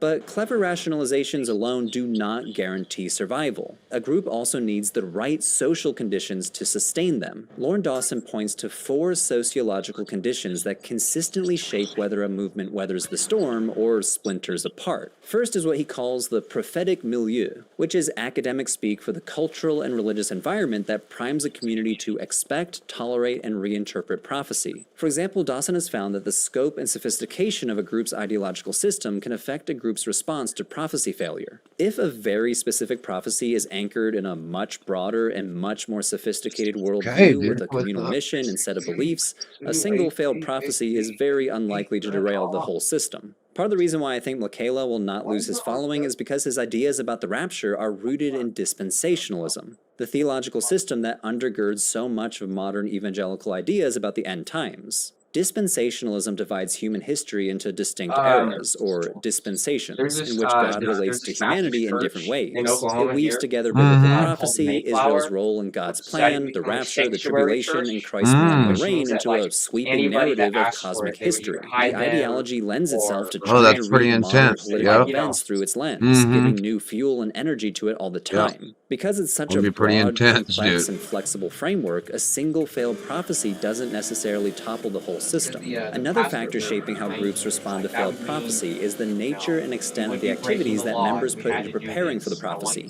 As Dawson writes, the more extreme No, it is. You can't give shelter to a fugitive. Followers, the No, greater the that makes you an likelihood of severe accomplice. disappointment in the face of failure. Now, in some cases, intense preparation can bind people together in anticipation, but it can also backfire if the investment leaves people depleted or unable to recover after the disappointment. For example, let's consider the case study of the Church Universal and Triumphant, which is a New Age new religious movement. Under the leadership of Elizabeth Clare Prophet, members prepared extensively for a predicted nuclear war with the Soviet Union in March 1990. They even constructed an elaborate multi-million-dollar bomb shelter in Montana. On March 14th, hundreds of members gathered underground with food, fuel, and supplies, bracing for the world-ending catastrophe. When nothing happened, the group was left reeling and largely disintegrated.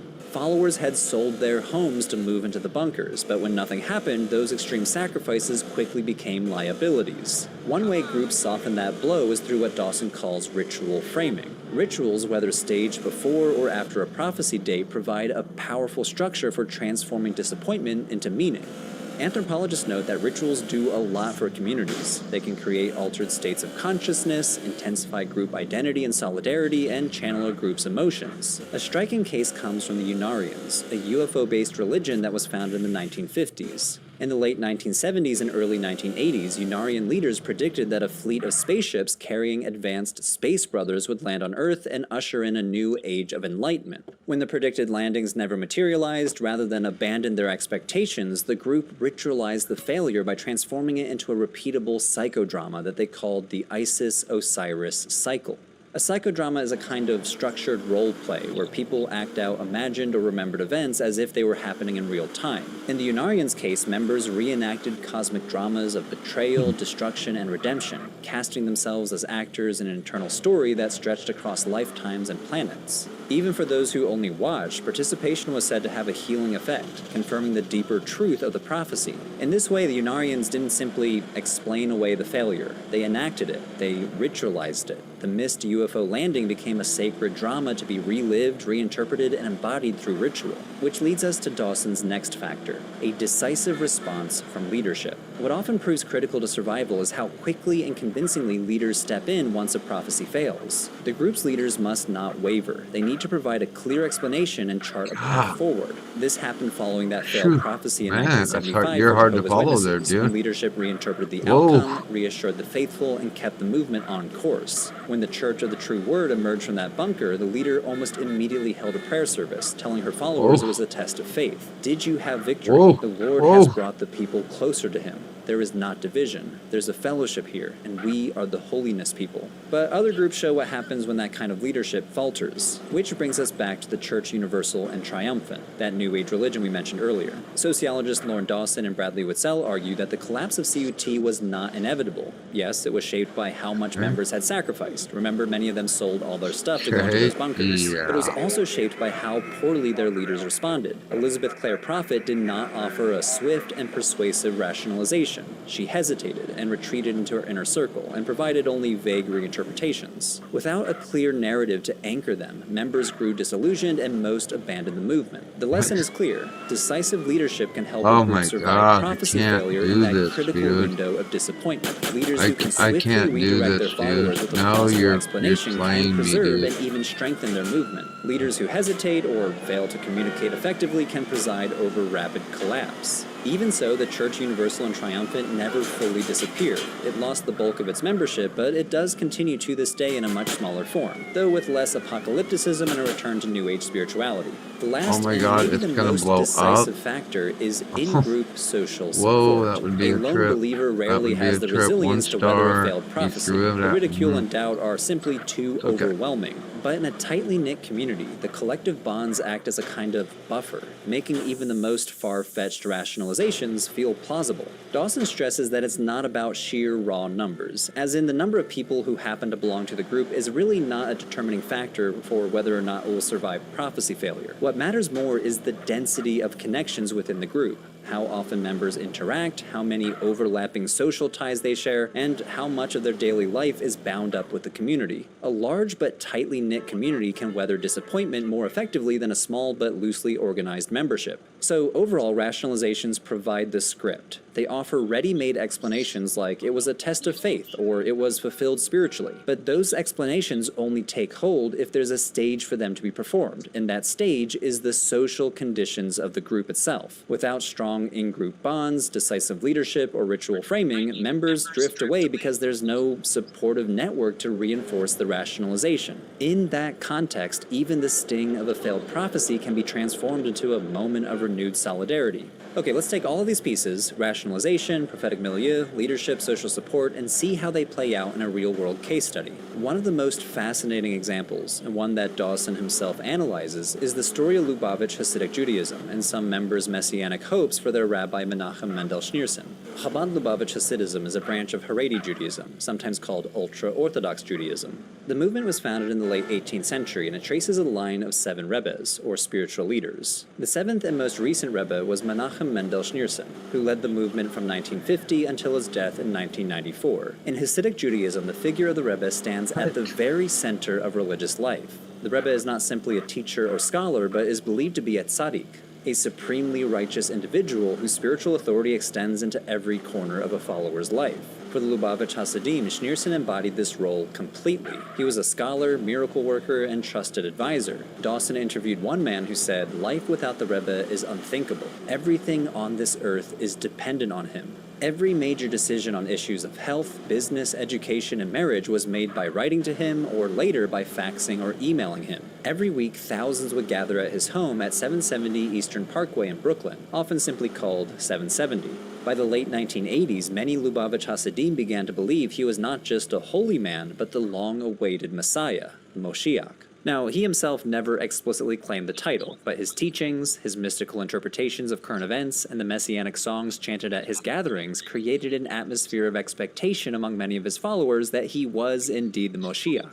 But when Schneerson suffered a series of strokes and then died in 1994, it looked like a prophecy failure on a massive scale. If he was the Moshiach, how could he die? For outsiders, the obvious conclusion was that the messianic hopes would collapse, and yet that's not what happened. What did happen was a fracture within Lubavitch itself. Some followers, often called the Messianists, insisted that Schneerson was still the Messiah. Many others, called anti-Messianists, rejected these interpretations. While exact numbers are difficult to pin down, by all accounts, the anti-Messianist faction is the majority within Chabad Lubavitch Hasidism today. The mainstream Chabad leadership who runs the formal institutions actively discourage Messianic declarations, but Messianist factions still exist, particularly in Brooklyn, where you can see signs proclaiming Schneerson as the Moshiach.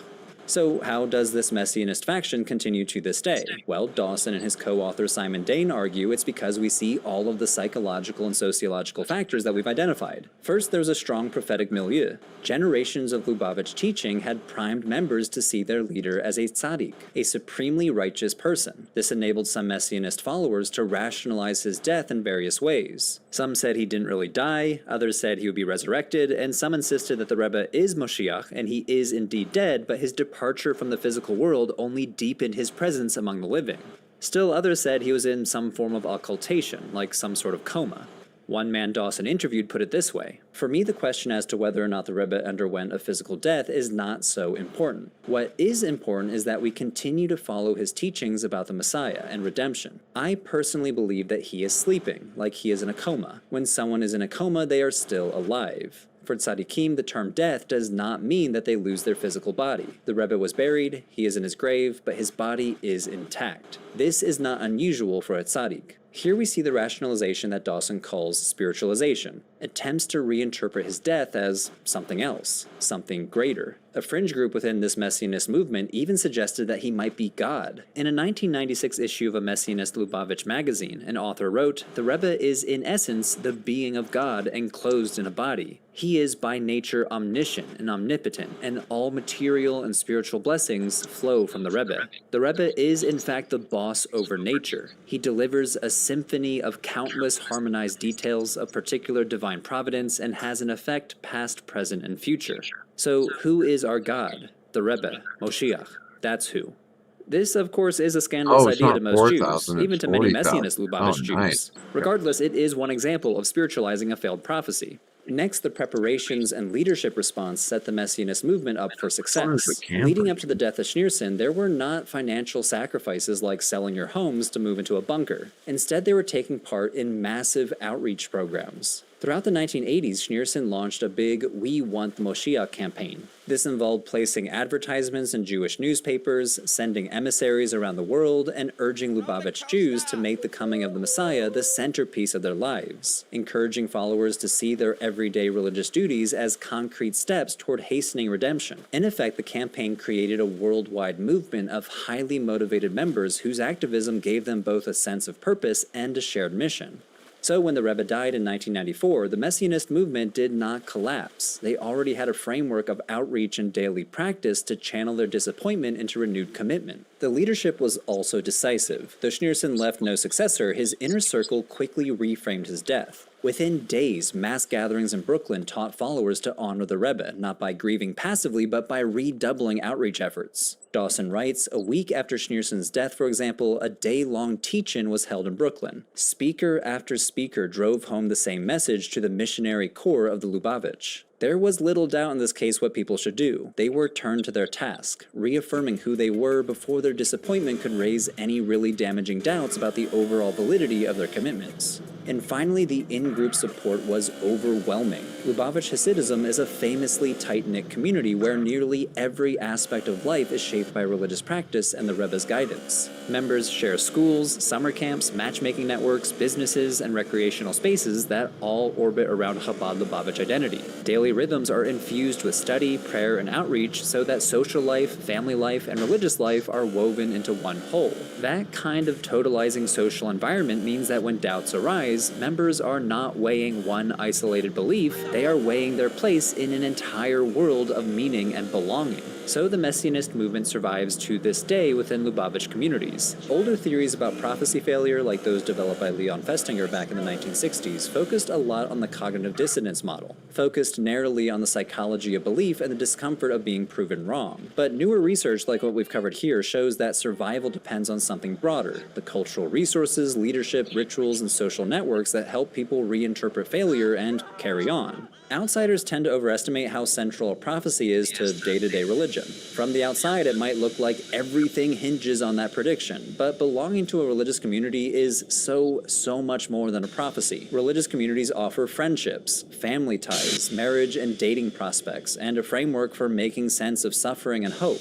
In many cases, these social rewards outweigh the embarrassment of a failed prediction. In fact, in these settings, even when the outside world mocks a failed prophecy, that scorn can actually drive members closely together, confirming their identity as a chosen remnant who see what others cannot. So when we see yet another failed prophecy, whether on TikTok, in a Brooklyn synagogue, or in a Montana bomb shelter, we should not just ask, how could they still believe? A better question is, what keeps them together? Because in the end, prophecy is not only about predicting the future. It's about building communities in the present, and those communities can prove remarkably resilient, even when the world stubbornly refuses to end.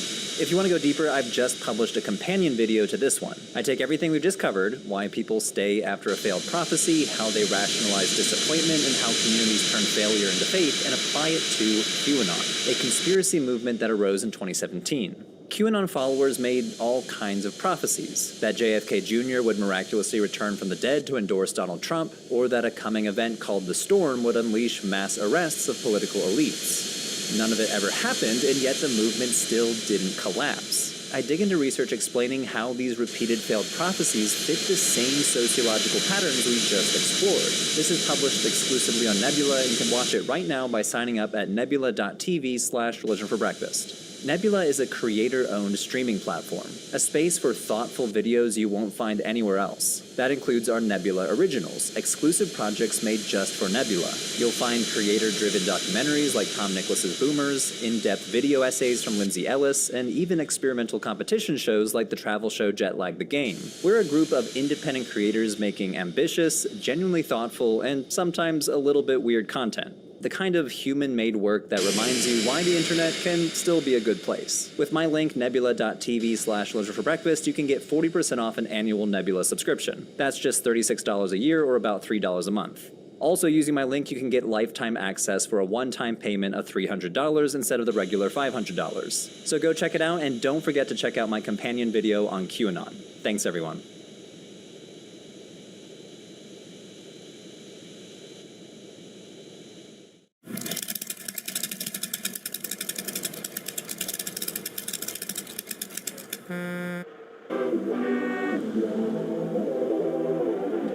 Did I watch cartoons as a kid, and if so, what were my favorites? Well, is there a kid that didn't watch cartoons? Boy, I did have a television, so I watched what everyone else did. I mean, when I was young, when I was an adolescent, there was the usual Saturday morning cartoons, you know, the Bugs Bunny Roadrunner show. It was originally like the Bugs Bunny Roadrunner hour, and then it became like a 2-hour thing.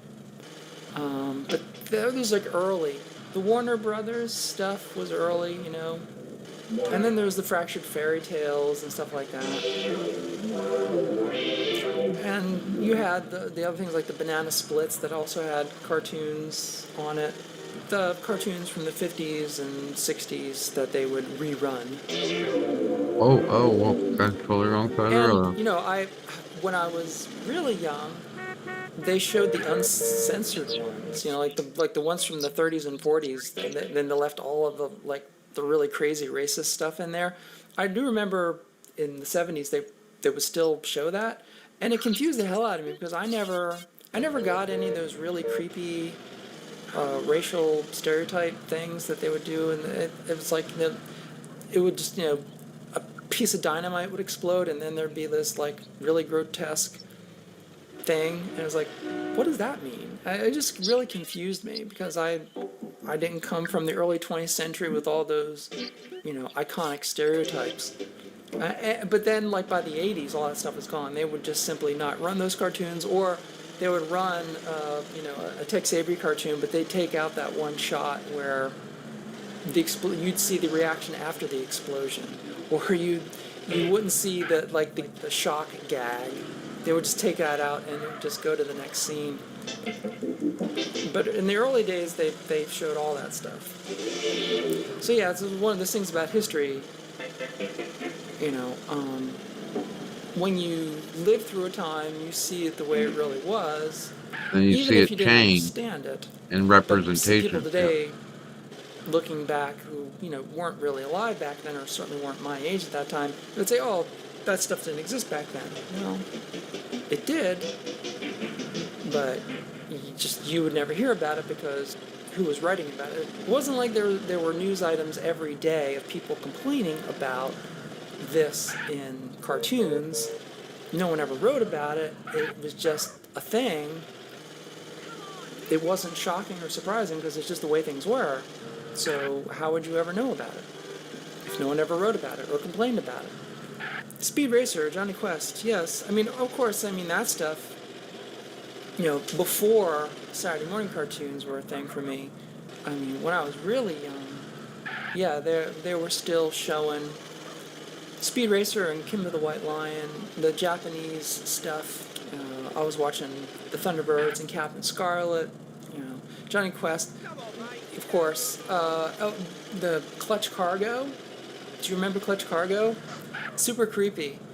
Clutch Cargo was a cartoon, only in the rudimentary sense. It was basically a comic strip where they would show cells, painted cells, but rather than animating them to save cost, they would have cells like a slideshow, and then they would superimpose the lips of human actors onto the cells so that they would talk. So you would see these red lips that would kind of migrate around the face a little bit because they couldn't get the registration perfect, but they would have these human actors do the dialogue, and they would chemically, I guess optically, superimpose the lips onto the drawn cell. It seems like a lot of work to get around drawing cells, but apparently the economics of actually doing actual animation made it so that this process, however they did it, was a whole bunch cheaper. But Clutch Cargo, oh man, that just scared the bejesus out of me, because it just seemed wrong. It was definitely creepy. Clutch Cargo and his pals Spinner and Paddlefoot. Frank Whipple and his wife Amanda have been friends of mine for many years, Spinner. They're fine people. I know you'll like them. I know we will. Eh, Paddlefoot? The term Uncanny Valley did not exist back then, but Clutch Cargo definitely was skimming over the Uncanny Valley all the time. I could not watch that show. It just freaked me out. But yeah, Thunderbirds, we didn't have, in Philly, Stingray or Supercar, at least not when I was, in my early years, like 5, 6 years old. But yeah, Thunderbirds was a big deal. I was really into Thunderbirds. And Captain Scarlet. Although Captain Scarlet, really, that was not a kid's show. If you watch Captain Scarlet today, yeah, imagine being a kid, like a 5-year-old kid in the 60s, watching Captain Scarlet. That is not for kids. I need that beat.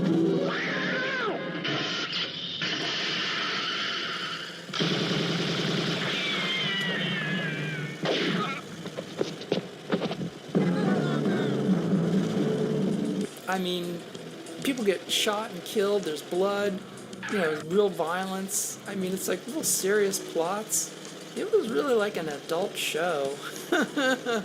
They might have passed it off as like a kid's show, but man, Captain Scarlet was serious stuff.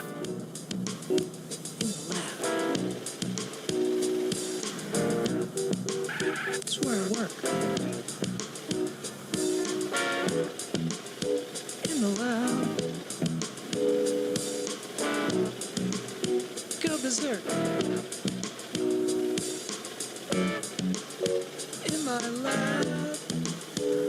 That's where I work. Come on, man. This tunnel is ridiculous.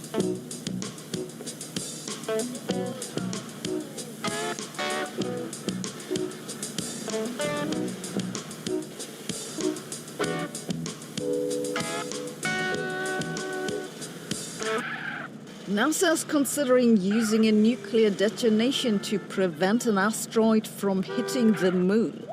Really? Yes, really. How serious is the situation? I've had a look. You've almost certainly heard of the asteroid in question. It's been called 2024 YR4, discovered at the end of last year. It made big headlines in January and February because early calculations gave it more than a 1% chance of hitting Earth on December 22nd, 2032. This would be bad news because the asteroid has an estimated size of about 60 meters across and is probably made of stone, as data from the James Webb Space Telescope revealed. This is about as large as the asteroid that's believed to have hit the Tunguska region of Siberia in 1908. This asteroid didn't hit the ground, but probably exploded a few kilometers above ground in the air. That released several megatons of energy and flattened more than 2,000 square kilometers of forest. A similar incident happened in 2013 over the Russian city Chelyabinsk. This asteroid was somewhat smaller, roughly 20 meters in diameter, estimates say. It exploded about 20 kilometers above ground, but the shock wave still blew out windows over hundreds of square kilometers. This injured more than 1,000 people, mostly from flying glass. So if the newly discovered asteroid would hit Earth, it wouldn't be an extinction event, but still almost certainly serious regional damage. However, as astronomers collected more data about the new asteroid, the probability that it'd hit Earth dropped to basically zero. But what made far less headlines is that the probability that it'll hit the moon increased to almost 4%. Now, you could say 4% still isn't much, but it's large enough to seriously think about what to do in case the impact probability goes up with further observations. Why worry about a rock hitting the moon? This asteroid isn't big enough to move the moon or seriously damage it, but it would blast out a lot of debris, and much of that debris would fall down on Earth. This could damage satellites, raise risks for astronauts, and a few of the debris pieces might even reach the ground. They'd also make a lot of shooting stars. And who wouldn't like an excuse to use a nuclear bomb? So here we go. In this new paper by a NASA-led team, astronomers consider two different options. The first is deflection.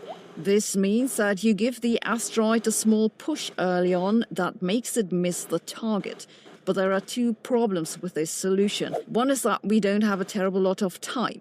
You might say that 2032 is far in the future, but think about how long it takes to get a NASA mission going. By the time we manage to get the thing on the way, a small push would no longer suffice. The other problem is that the astronomers say, given what we know of the asteroid, the push would probably just break it up. They say we'd be better off with option 2, that's to just blast the thing into small fragments that spread out so that most of them will miss and the rest will be harmless. This could be done either by a heavy projectile hitting the asteroid, but more easily with a nuclear detonation in its vicinity. They say the best way to do it would be with a bomb yield of some 100 kilotons, which is about 10 times the Hiroshima bomb. This would be detonated about 12 meters away from the asteroid. The nuclear bomb would cause intense X-rays that would rip the asteroid apart. With only 12 meters distance, though, there isn't a lot of wiggle room for error. The easier way to do it would be a 1 megaton nuclear bomb at about 85 meters distance. They calculate that this operation would have to be done no later than 1 month before the expected impact. Besides preventing debris from hitting us, nuking this asteroid would be a great way to test how we deal with an actually serious threat to us. Either way, though, besides updating our observations of the asteroid, the NASA group says we should also send an explorer mission in the vicinity of the asteroid to inspect the surface and its most likely composition ahead of time. I love talking about asteroid deflection because in my mind it's one of the few areas where we're actually making great progress at protecting life on Earth. So why doesn't NASA just go for it? In this, as in most other cases, the thing that stands most in the way is paperwork. No, you can't just detonate a nuclear bomb in space, not even if you're NASA. There are rules for everything. Really, I think our biggest extinction risk is bureaucracy.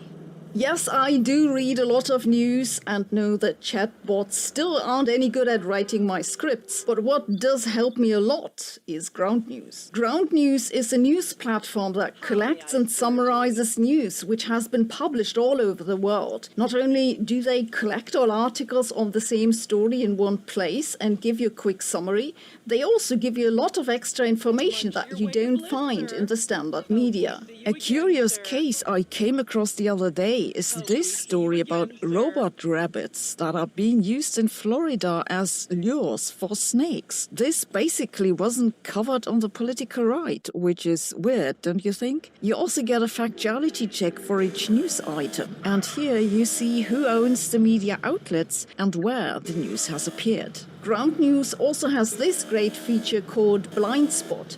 This tells you which news has been almost exclusively covered only by one side of the political spectrum. And of course I have a special offer for you. That's a 40% discount on the Vantage plan, which gives you access to all their features. All you need to do is use my link ground.news/Sabine or use the QR code. So go and check this out. Thanks for watching. See you tomorrow.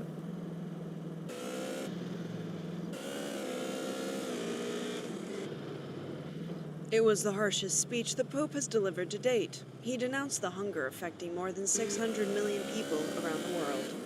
Esto no es casualidad, sino la señal evidente de una insensibilidad imperante, de una economía sin alma, de un cuestionable modelo de desarrollo, y un sistema de distribución de recursos injusto e insostenible. Es un fracaso colectivo, un extravío ético, una culpa histórica. He also publicly condemned the abuses committed in wars against civilian populations, although he did not name those responsible. Los escenarios de los conflictos actuales han hecho resurgir el uso de los alimentos como arma de guerra. Pope Leo also called for a change in political attitude at the international level, a shift to avoid polarization. Déjenme que subraye sin ambajes la importancia del multilateralismo frente a nocivas tentaciones que tienden a erigirse como autocráticas en un mundo multipolar y cada vez más interconectado. Se hace, por tanto, más necesario que nunca repensar con audacia las modalidades de la cooperación internacional. Pope Leo XIV delivered most of the speech in Spanish, but ended his address in English, mentioning several places in the world suffering from hunger, including Gaza. His visit to the FAO headquarters was on the occasion of the institution's 80th anniversary. It's one of the UN's agencies responsible for food-related issues.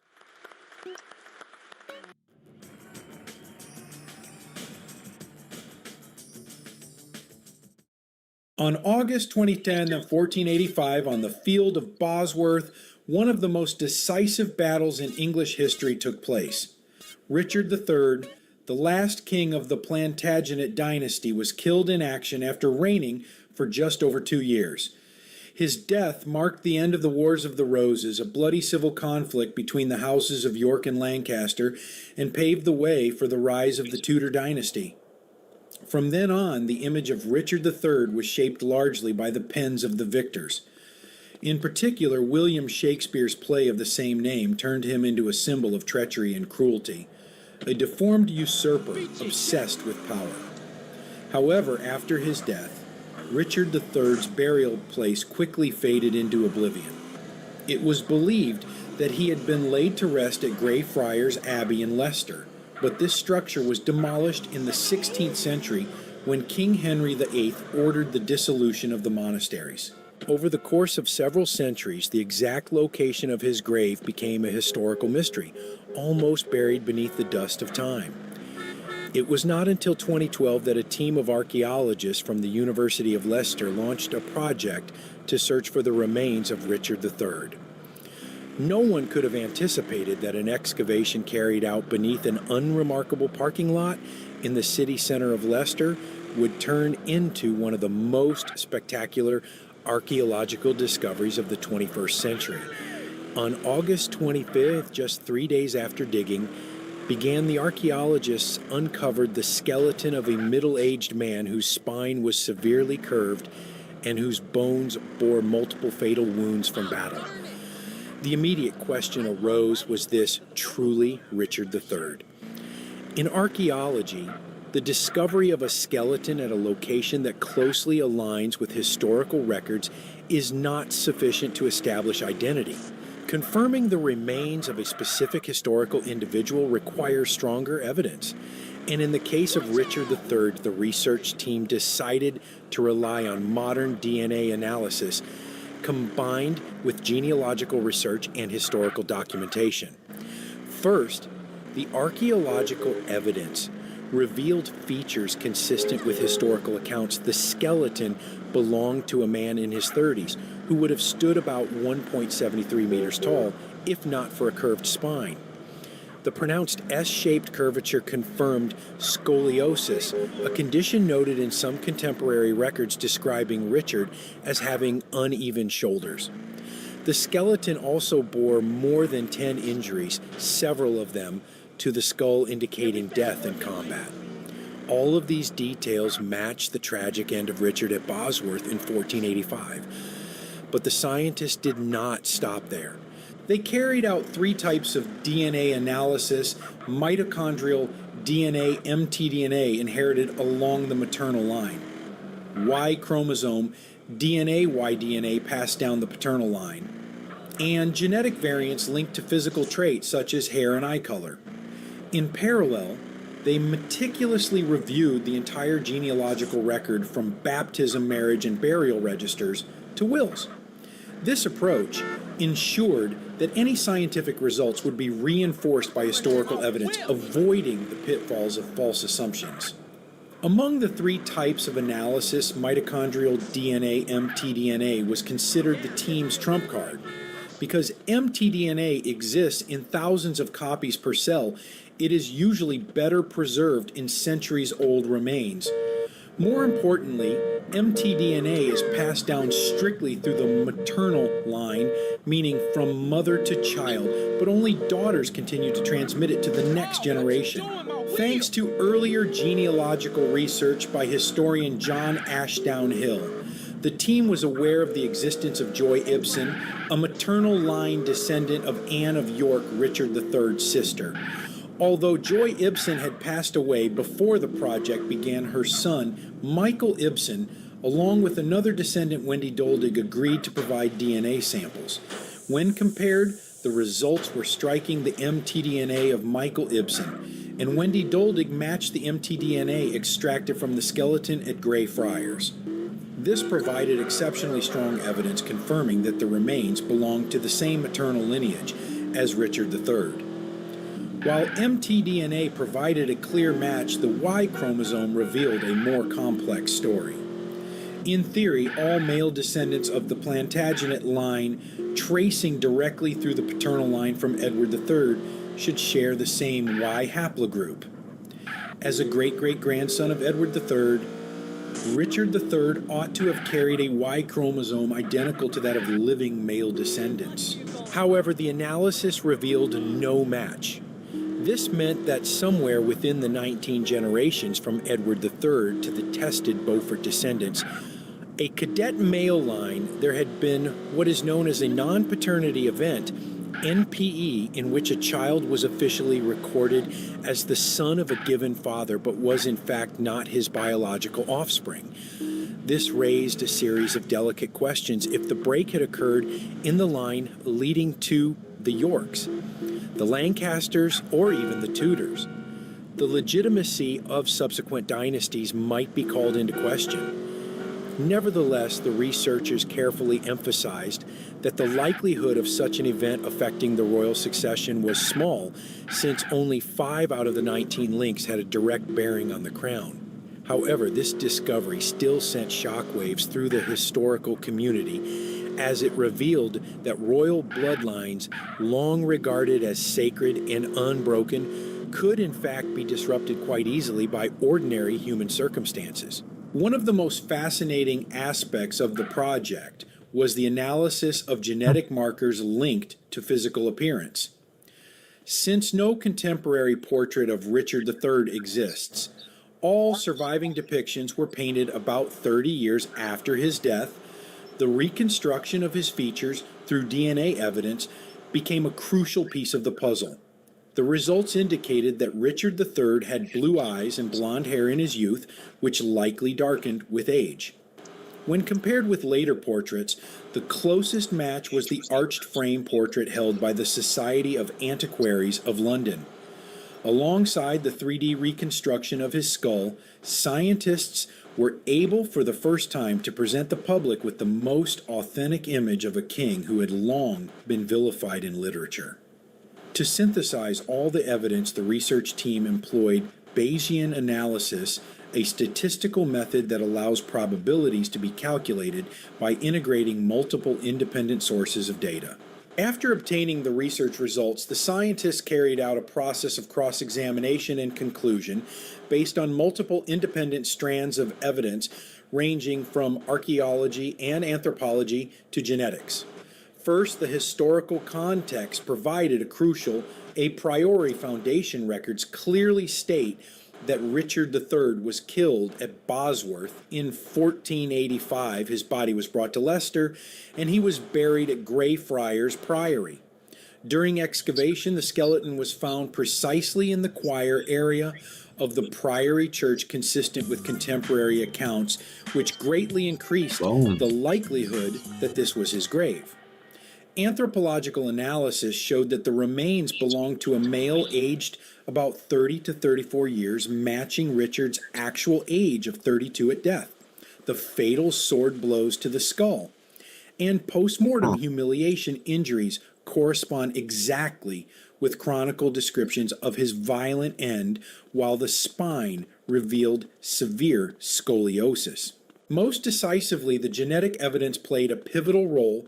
The mitochondrial DNA sequence of the skeleton matched perfectly with maternal line descendants of Anne of York, Richard III's sister. When all these elements were combined using Bayesian statistical analysis, the team calculated that the probability of the remains truly belonging to Richard III was 99.999%. This figure was not merely an estimate, but a reflection of the power of multiple independent layers of evidence converging on a single conclusion. This figure is virtually absolute sufficient to put an end to all debate.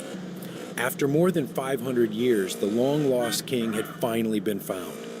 The identification of Richard III's remains was not only a triumph of forensic science, but also carried profound implications for our understanding of history. First, it challenged the image of Richard III as a ruthless villain. The reconstruction of his face, physique, and genetic traits helped to humanize him, bringing him back from the shadows of Tudor and Shakespearean propaganda. Moreover, by restoring a more realistic image of Richard III, modern science allows us to see him not simply as a literary villain, but as a complex human being shaped by the turbulent politics of his time. The evidence of his scoliosis, for instance, highlights the physical challenges he endured while still leading men in battle, suggesting resilience rather than weakness. His reconstructed features, far from the grotesque caricature propagated in Tudor and Shakespearean narratives, portray a man whose humanity had long been obscured. In this way, the scientific reassessment does not merely revise his appearance, but also reopens the debate about his legacy, encouraging us to distinguish between propaganda and historical truth. Second, the mystery of the Y chromosome break introduced new debates about the very notion of legitimacy in royal dynasties. It underscored that monarchical power was not founded solely on bloodlines, but also on politics, alliances, and military strength. Finally, this discovery demonstrated the power of interdisciplinary science, where archaeology, genetics, statistics, and history converged to solve a question that had remained unanswered for half a millennium. For centuries, Richard III endured in public memory as the archetypal villain thanks largely to Shakespeare. Yet modern science has granted him a fair trial. Instead of relying on political propaganda, We can now view him through his bones, DNA, and objective data. The skeleton beneath the Leicester car park is not merely an archaeological relic. It stands as proof that history can be rewritten when scientific tools are powerful enough to illuminate the truth. Today, Richard III rests in What are you Leicester doing, Cathedral Joseph Michael? in a solemnly constructed tomb. He is no longer merely the deformed villain of Shakespeare's pages, but a flesh and blood human being, a king, a warrior, and a vivid testament to what science can accomplish where history once fell silent. The search for and identification of Richard III's remains is a story unlike any other where history, archaeology, and genetics intertwine. It demonstrates that truth, though buried beneath centuries of earth, can still be unearthed through science. Richard III fell on the battlefield of Bosworth, was vilified by his successors, and vanished from England's physical memory. Yet more than 500 years later, his DNA retold the story, confirming his identity and restoring, in part, the image that had been forgotten. In a world where bloodlines once determined the throne, the fact that a tiny strand of DNA could rewrite history is a paradox of immense power. And perhaps this is the most important message, that history is never truly closed. It always awaits science to open new chapters.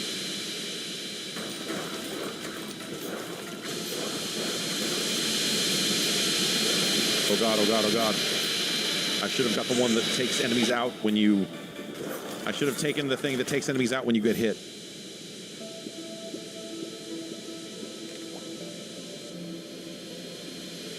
So, yeah, that went bad. But we leveled up the warrior. And so he'll be, you know, he'll be more powerful going forward. And then we come up from the pit, and here we are again. And now we can harvest again.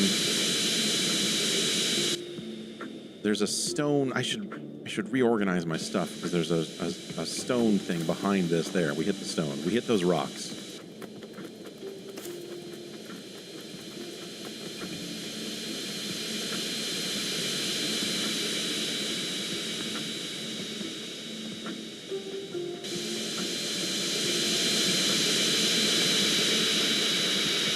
Because this just takes one space, so we can put that in there. These things don't need to be hit, they're just buildings. But it'd be nice to hit these rocks. You know I love to hit the rocks.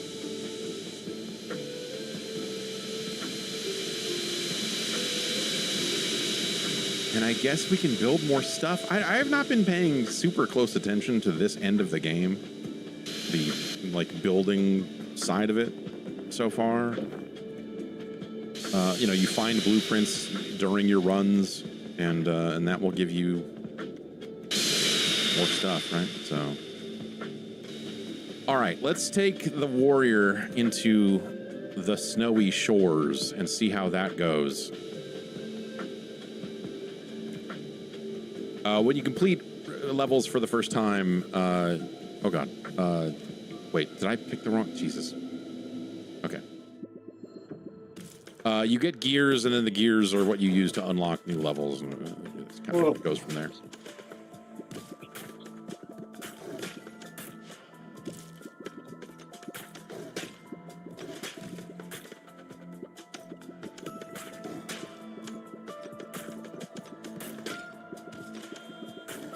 Hey, did Danny's call? Now, what if in addition to these guys being enemies, not to just, like,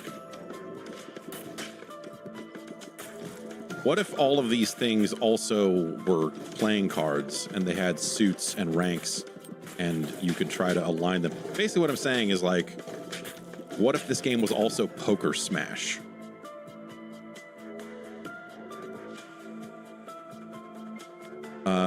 Shoot baby balls each time you're healed. This passes through enemies and slows them down, but it deals less damage.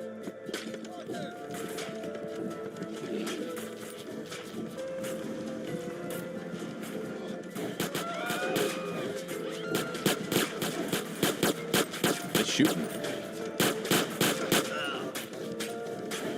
Is this, I mean, that seems like an area that I shouldn't stand. This seems like it's gonna, okay, oh, it's just slippery. I see.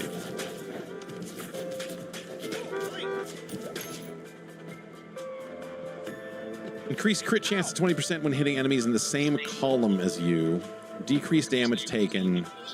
All start out with 70% speed, but increase on bounce. I got this. I tried this one, and I was not a huge fan. Increased crit chance to 20%. But not above? Like if I get other crit chance things, is that... Let's just, yeah. Again, a nice dumb thing. Take less damage. How much? 10%. Great.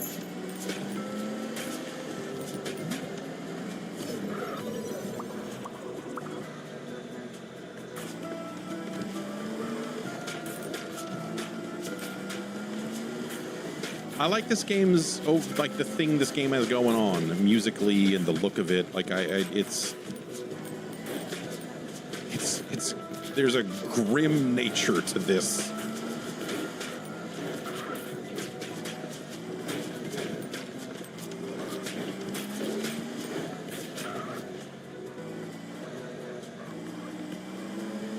Balls deal 80% more damage after hitting the back of the field, otherwise damn no. And we're not going to take this bounce one. Let's just level up our...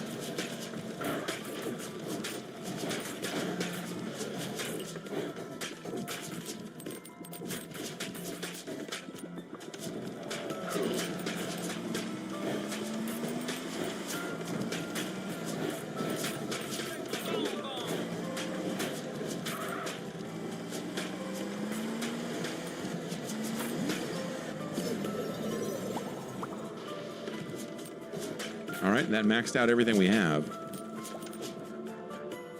We need more balls. I'm going to take a vertical ball. So now we have these lasers that hit everything in the column. Which is handy. Especially like if I can get a ball around back and have it just bounce off stuff for a while, like that laser ball will just sit there and do work. But it is not always easy to get a ball back there. There. See?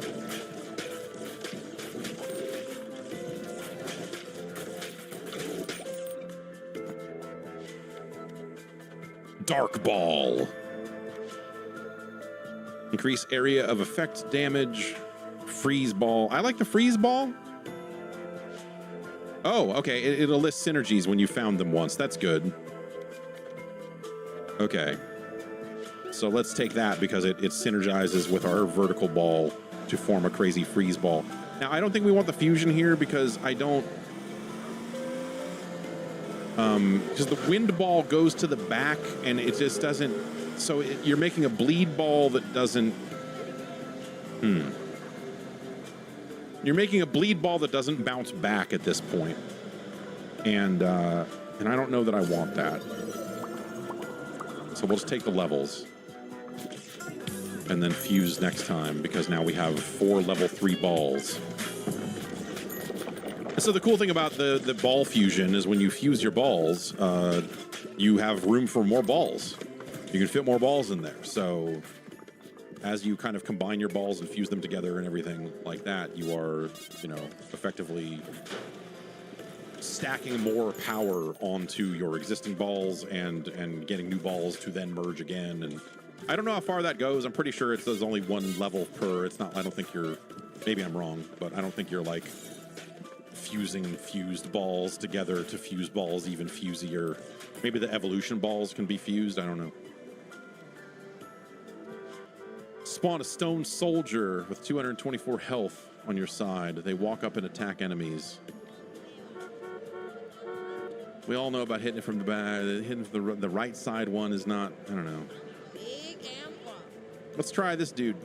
Let's see what this dude is all about. You ciego or just estúpido? You know who this carro belongs to? He's saying those bitches can't see me. What's up? Gonna take me to pay us,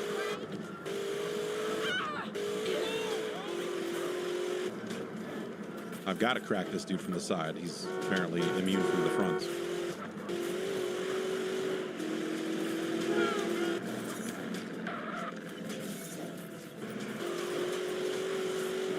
Oh, this is... Oh! More baby ball damage. We'll take it.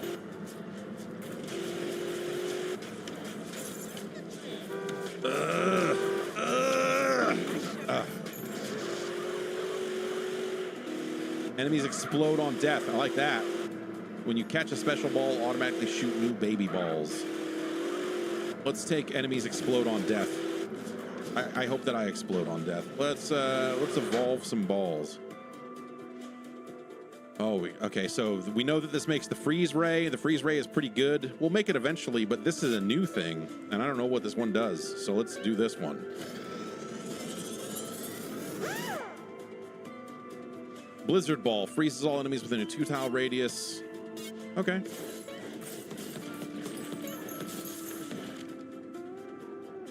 We found a blueprint for a house that unlocks a new dude, and there's a new glowy, spinny thing up there, so we'll be able to... So see, now we can take a vampire ball because we did that fusion. We have room for more balls.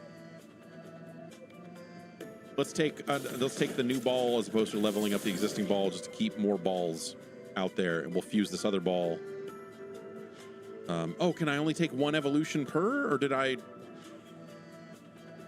Oh, because I moved the freeze ball. Okay, so I can't make the freeze ray because on account of I used one of the parts of it to do the other thing. I see. I see. Let's take the levels. Do the items fuse too? I don't think the items fuse. I think it's just the balls.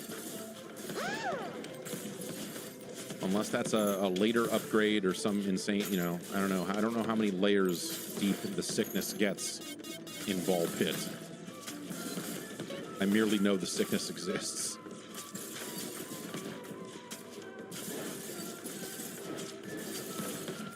But this is, I feel like this is a game that if I did not have a lot of other games on my plate right now to play also, I would have played even more of this. As it is, I've been coming back to it pretty regularly.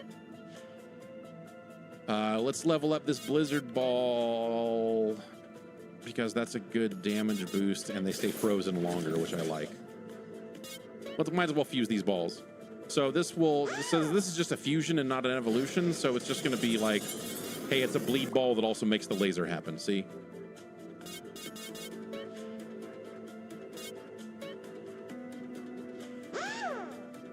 And the vertical laser also inflicts bleed, which is kind of cool. That's cool, huh? Huh. That sounds all right.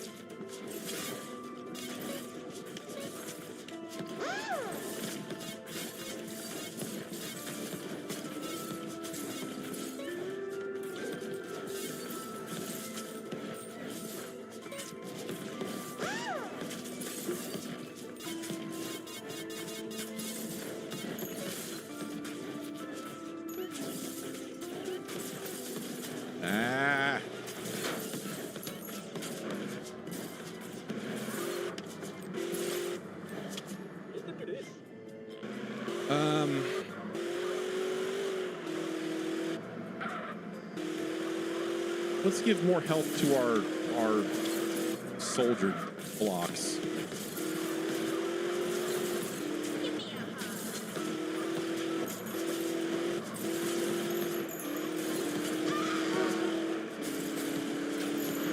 But what I'm finding is, you know, like there are builds that you can certainly like work on that will, you know, be more effective from the back of the field. Like, so I'm fucked right now. So what I did was bad. What I did was dumb. Because I shot a lot of my balls to the back, and now they're in the back doing stuff, but I'm down here getting fucked by all this stuff down here that is scrolling off the bottom of the screen. It's no good. So like I was saying, like there are builds you could build that would probably be more effective at doing what I just did right there. But I'm finding that like instead of like trying to artfully bounce the balls around, I am going for just like, no, keep fucking shooting.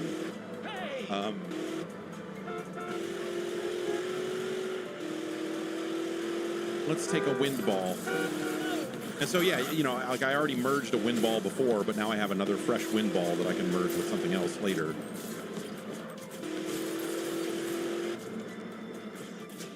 Oh, I'm shooting my own guy. What am I doing? Stop it.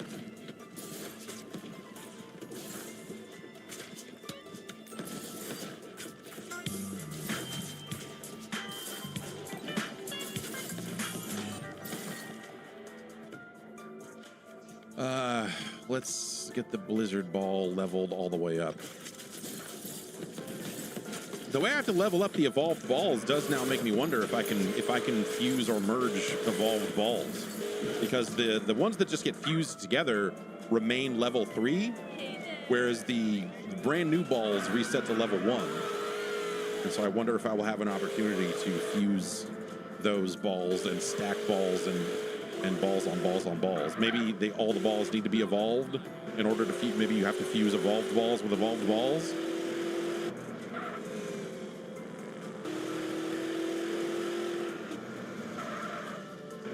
Let's get this ball to level 3 so we can see what happens, you know, so that all our balls are leveled up for whatever is about to happen next. We'll be ready for whatever the upgrade path throws at us. Let's find out. So we'd have a fusion. Okay, yeah, so I can fuse. Okay, so this is not a new evolved ball, but I can fuse this evolved ball with this regular ball and get vampire on my other ball, and now we got balls on balls. So this is technically like 3 balls worth of power together in one ball, and now I have room to take a new ball.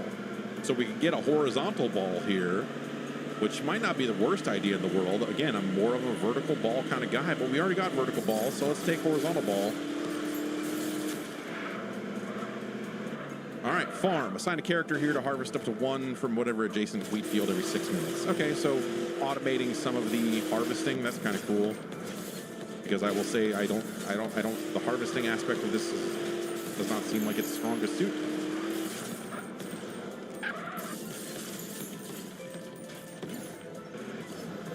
Give me levels. There's levels to these balls, son. We need max level balls for what we're about to try to pull off here.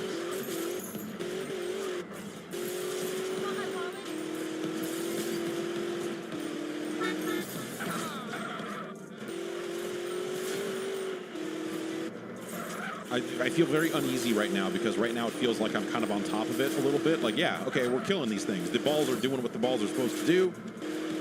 But I feel like I'm about to get fucked like all over again somehow by something.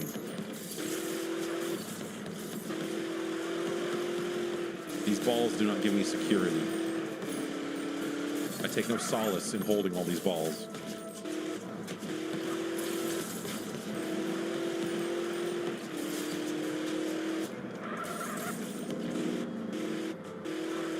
Okay, now we got max level balls again, so we'll be able to fuse or something again next time.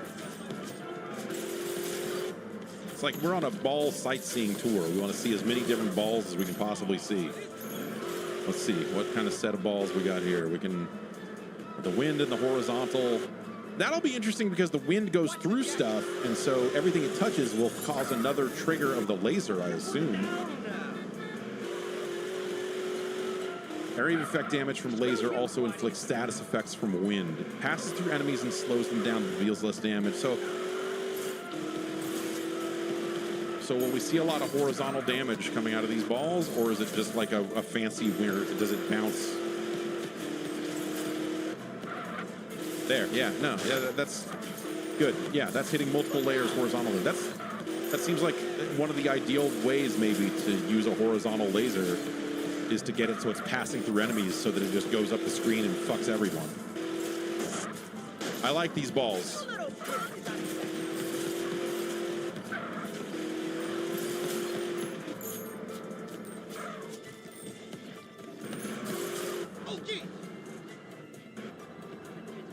Lightning ball.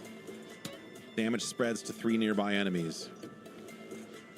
But also this vertical, I do like the vertical laser. Let's get lightning. Let's get some lightning out here.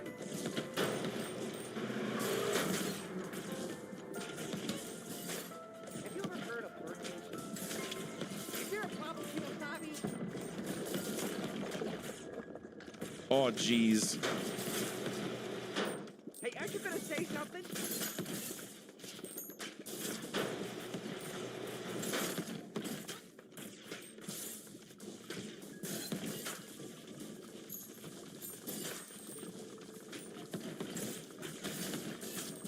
Yeah, see, we snuck some balls around back there. That's pretty good. That was handy. And this is, I assume, the boss of the level.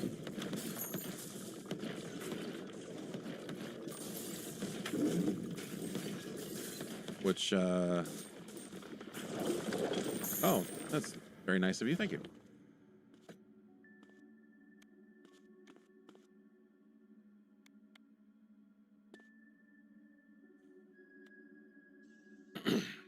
Let's get level 2 lightning balls. Okay, so he opens up. And we can get in there. Wait, is he almost dead already? Surely. I guess she. Have I been doing crazy? Ah!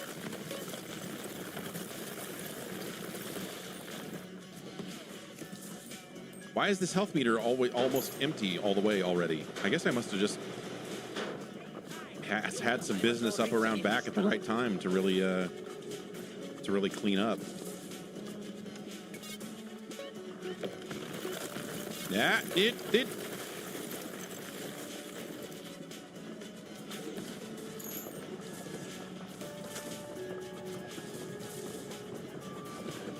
I'll press charges. All right. Well, that was way easier than I thought it was going to be. I must have just had some balls around back, just doing some real nasty business.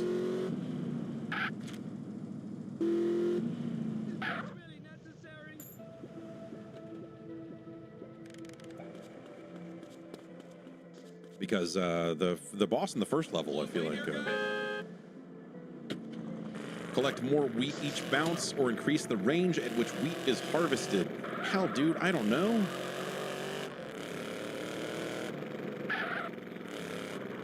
More wheat each bounce, I guess. Damage stats per ball. Who's got the most devastating balls in the game? Cheap shit looks like it smells like cheap shit.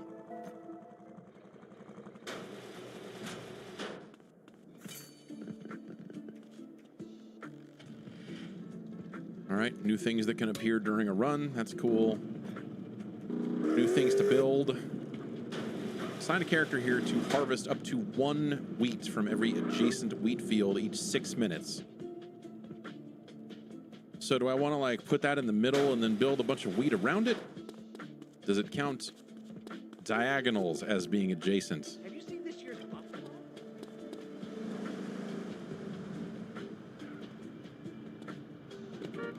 You just bought a 187 rain check.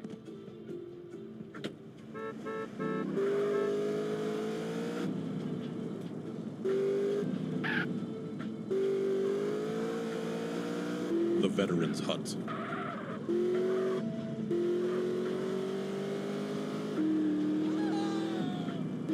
Oh, I think we have to hit that to build it. I think you like man, maybe I should have moved that. Oh well.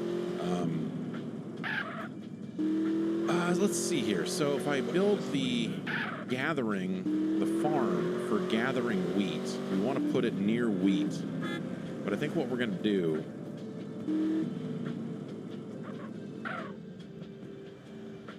we're going to plop that there. This sucks. I'm so good. I look so good. We're going to rearrange. So we're going to move this over here for now. We're going to move this wheat here. We're going to put this in this corner. And then we're going to build more wheat here and here. Because those will definitely be adjacent. So we'll automatically get wheat now, I guess. We need to harvest. So oh yeah, I need to build these buildings here. So we gotta bounce these dudes off these buildings.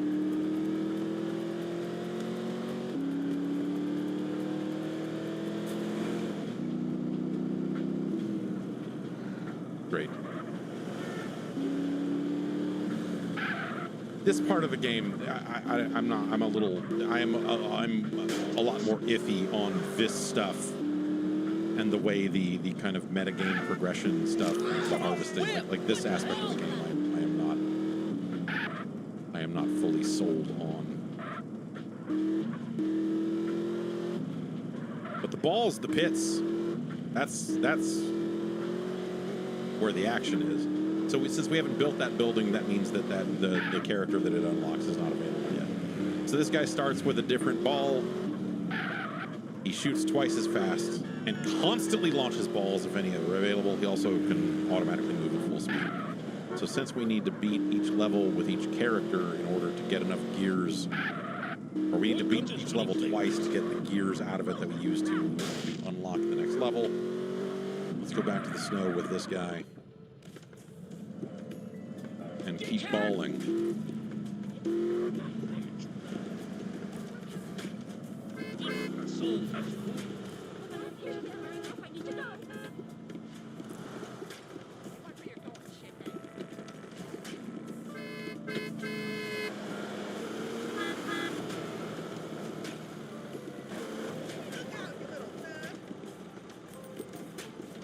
His ball inflicts fire on dudes, as you can probably see.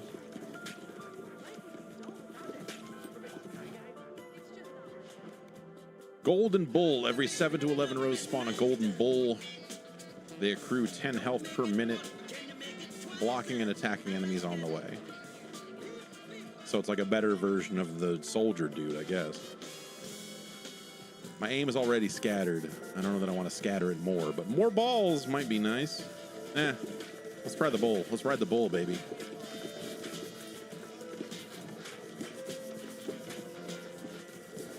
I'd go for a nice ice cold can or bottle, perhaps. Gosh, Hit me. of Schlitz malt Are you liquor. sure, man? Yeah. Ride the bull.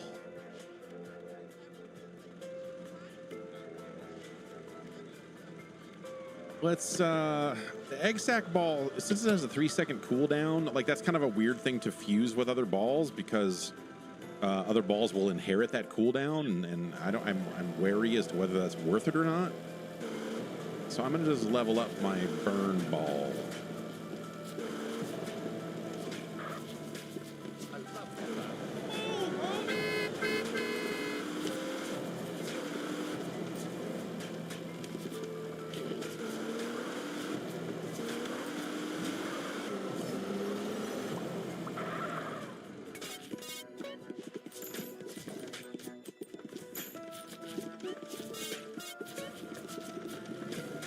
Okay.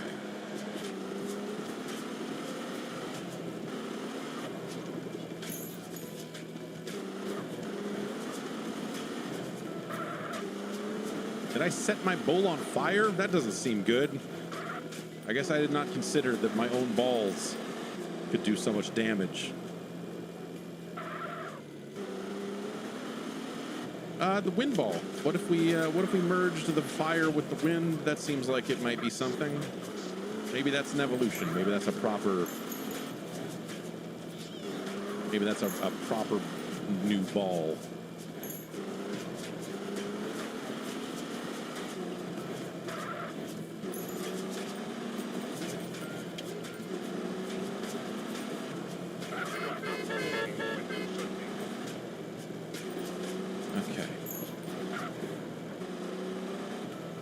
Increased fire rate, huh?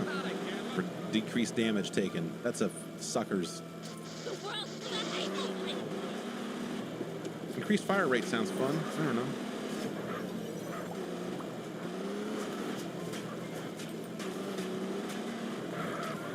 Keep those balls dumping. But I guess if he dumps anytime he's got balls available, like increased fire rate, maybe I wonder if that's like not a great upgrade for this character, considering he is the dump man.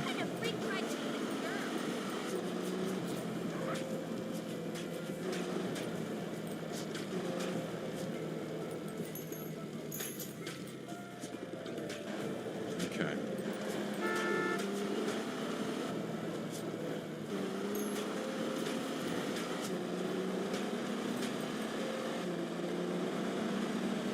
Balls go through enemies and deal 25% bonus damage until they hit the back of the field. I like the bouncing balls better. 25% chance to launch a baby ball when you pick up a gem. That sounds kind of cool.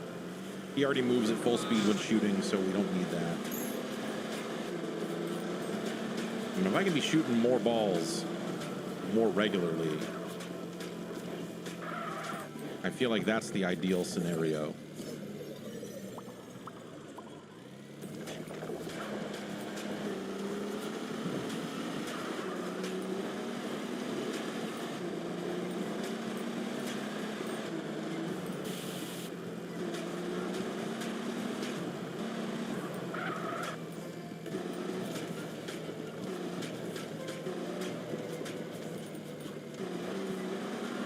We could use more balls, I'm not gonna lie. I wish we had more balls. It's nice to have these max level balls, and I'm probably gonna merge them together pretty soon, so we'll have even, okay, more balls. Cooldown balls. 3 times damage, but destroys itself after hitting an enemy. That sounds actually not bad. But it only shoots every 3 seconds. I wonder if my increased fire rate power up does anything to that.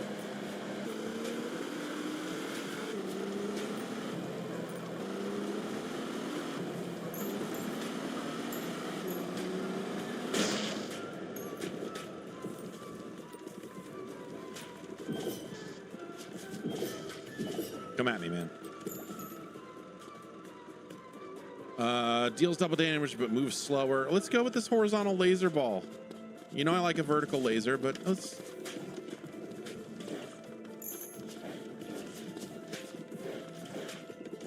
We do have a wind ball, so maybe we'll do that again. That was really effective.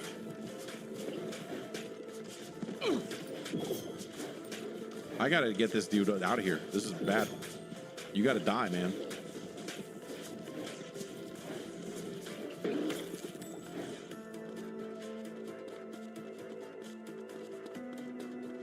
Let's increase that baby ball chance.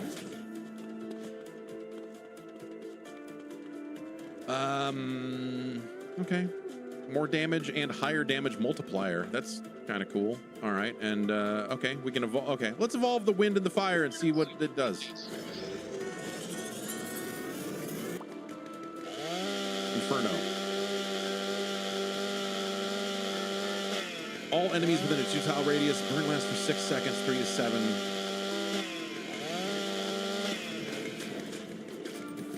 Okay, so it no longer goes through things the way a wind ball does, but that's probably still an okay trade.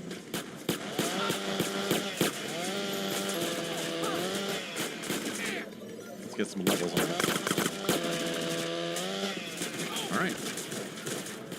Max level everything.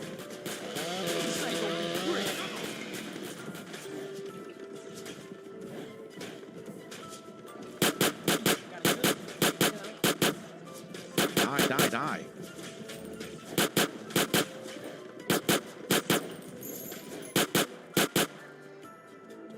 Poison ball, ghost ball passes through enemies. And we can also get a vertical ball. I want one that's going to pass through enemies because I want to merge it with that horizontal ball because I think that's fun.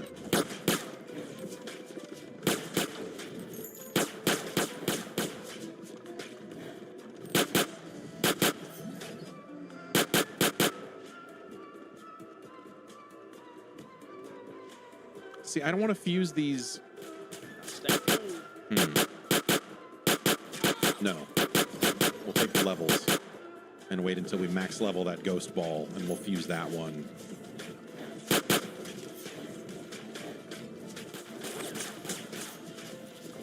Because I assume that the dark ball cooldown kind of, the 3-second cooldown is going to stick with whatever I fuse, and that's not a... That's like I'm taking the power of the Inferno ball and saddling it with a 3... Ah, Jesus. I almost got killed all the way right there. I'm over here thinking about how to handle all these balls. And then getting murdered.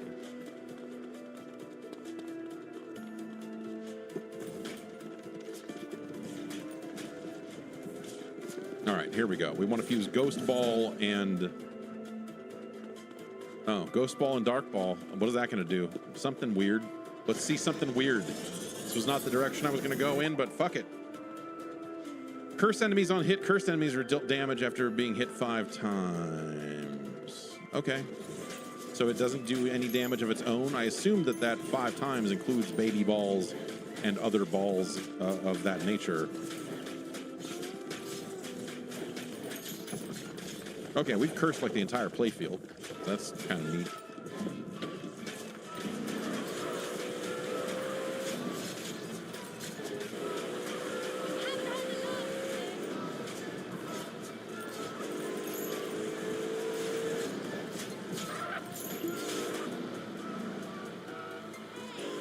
Increase area of effect damage by 20%. All baby doll ball. All baby balls deal more damage. What does Sir desire?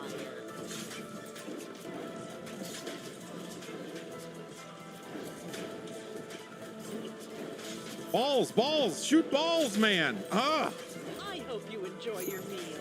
Live by the balls, die by the balls, is what they say. Serving you, sir. Hope we see you again, sir.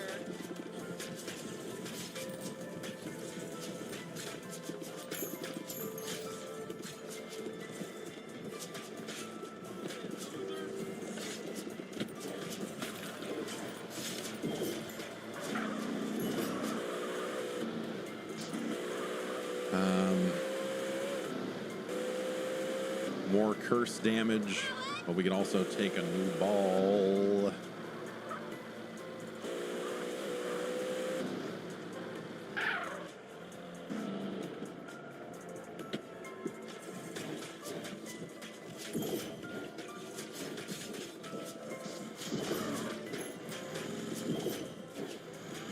Oh, this is going to be bad if this guy, yeah.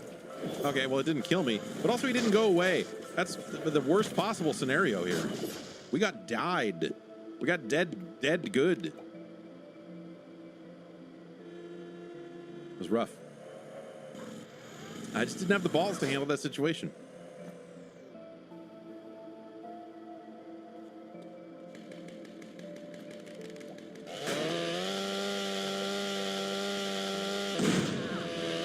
Bad balls.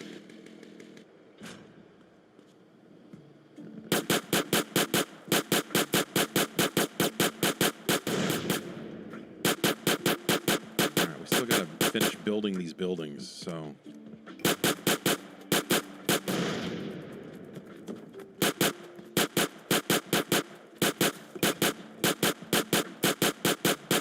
Well, one of those buildings finished. Which one is it? All characters gain bonus endurance. Okay, sure. Why not? But this one needs 2 more hits. The Boneyard Trophy needs 10 more hits. I guess I can't hit it when it's right there, huh? Unless I level the forest. I guess if I focus on it, maybe I could. I don't know. And I haven't built the... This is not built the either. This needs more hits. Everything needs more hits.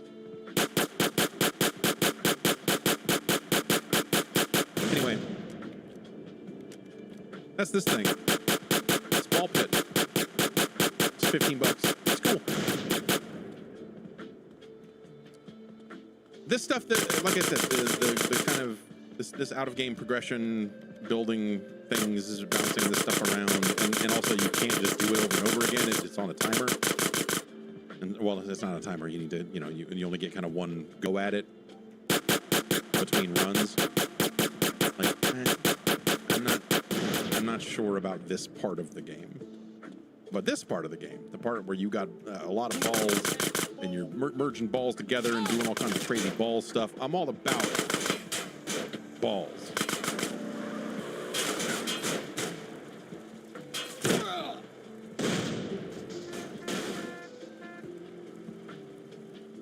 Check out these balls.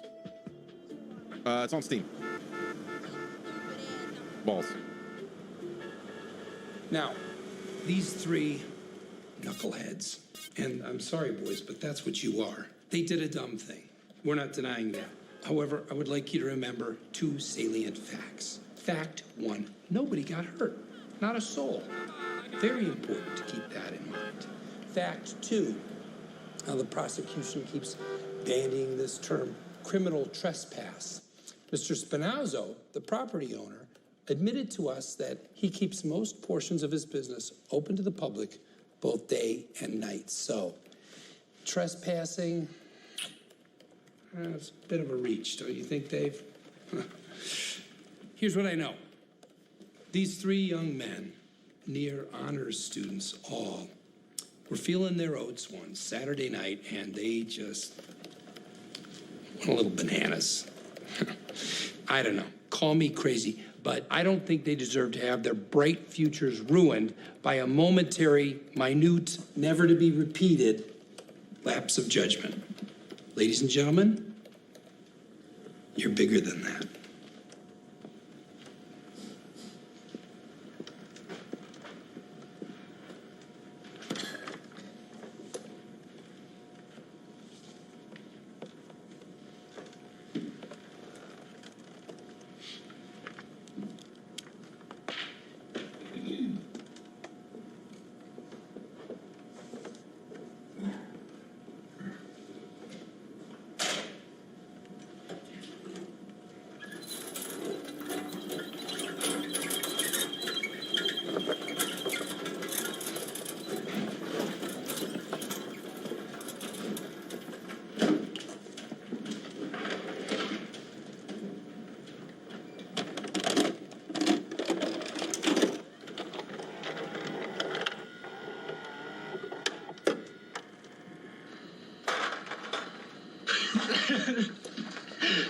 Kenny, are you rolling? Yeah, wait a minute. Yeah, baby, yeah! Calm down, chill out, would you? Hey, Miss Watson's fourth period biology class. This one's for you. Watch and learn, losers. Oh, yeah! Oh, God. Where'd all the blood go? He's dead. They suck it all out, dumbass. Awesome. Where did they put it?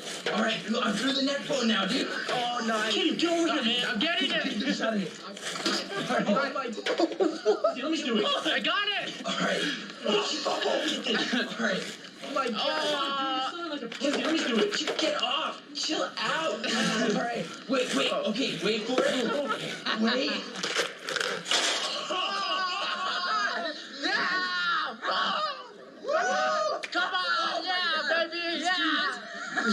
Oh. Wang in the throat hole. I will if you will, loser. All right. What the hell kind of math is that? 700 per defense. No. Defendant. Dent. 3 defendants, 2,100, which, by the way, bargain what I did for them. They going to jail, ain't they? So since when does that matter? They had sex with a head. Look, didn't nobody tell you to try all 3 of them together? One trial, $700. You're gonna miss me. You are gonna miss me, because it'll be a cold day in hell before I do any more PD work for this shitty court. Sayonara, baby. You have yourself a nice day.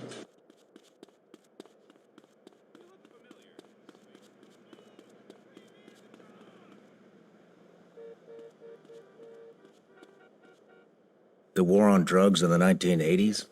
CIA.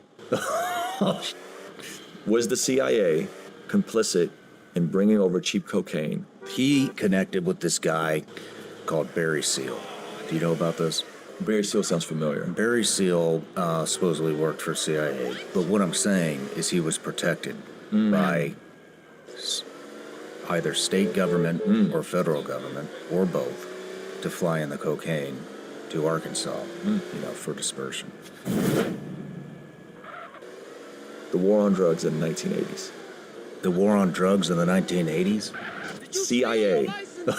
Oh, shit.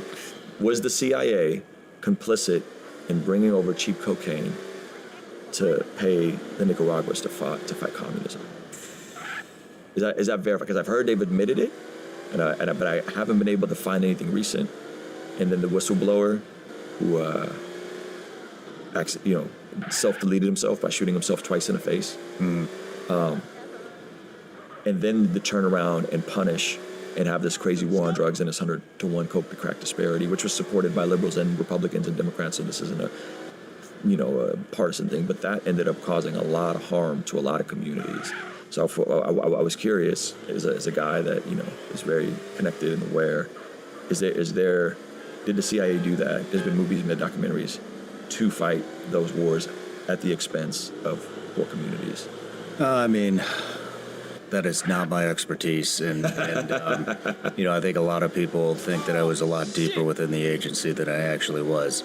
But I mean, so I don't know. I would say there's a high probability that that is probably true.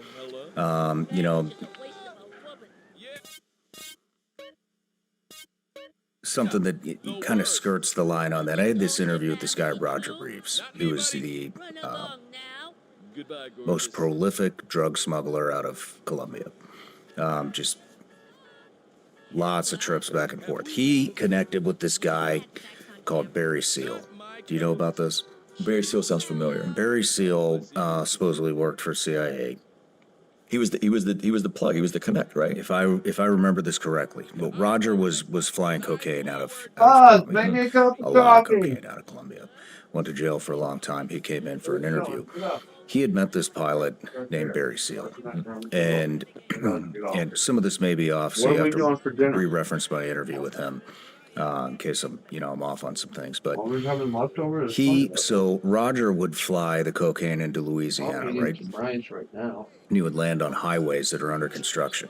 Well, when Barry went to work with him, he told him that that's the plan. We land on the highways in Louisiana. Well, Barry said, no, I don't fly into Louisiana. I fly into Arkansas. Bill Clinton was the governor at the time. So maybe there's some ties there. But what I'm saying is he was protected by either state government or federal government or both to fly in the cocaine to Arkansas, for dispersion. And so, I think there's something maybe there to explore, but And I'm sure you could. I was born in 1982, so that's a little, before my time there. And the other thing about the agency is, you don't get access to everything. Everything is very compartmentalized, segmented. They call it a need-to-know basis. And if you don't need to know, then you don't get the information. So that's not something that I've been read into. Not something that I've spent a lot of time exploring. But sorry, I don't have. No, it's all right. I've always thought about it. My wife's parents were both caught up in the war on drugs. My mother-in-law was working at a company, sliced her finger, like the tip of her finger got cut off, and she ended up listening to the news, getting a settlement. And man, they partied hard. They partied a little too hard, and they both ended up going to prison.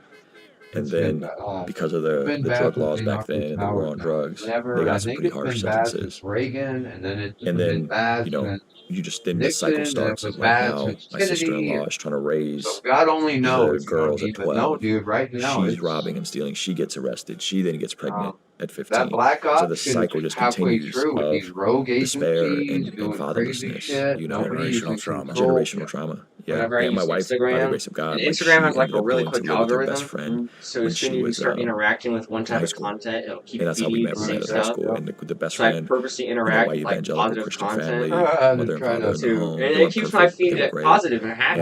And so all that is either like, new scientific revolutions, or like cool animals. After that, we got you get into like the truth. We're not going to continue to follow this. It's like we're gonna figure this thing out. You guys broke it together.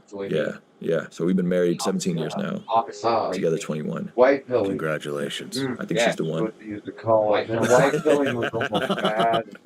Yeah, she's great. My wife is great, man. Yeah, we got 2 kids. Levi is 10. Zoe's 4. We got one on the way in November. Yeah.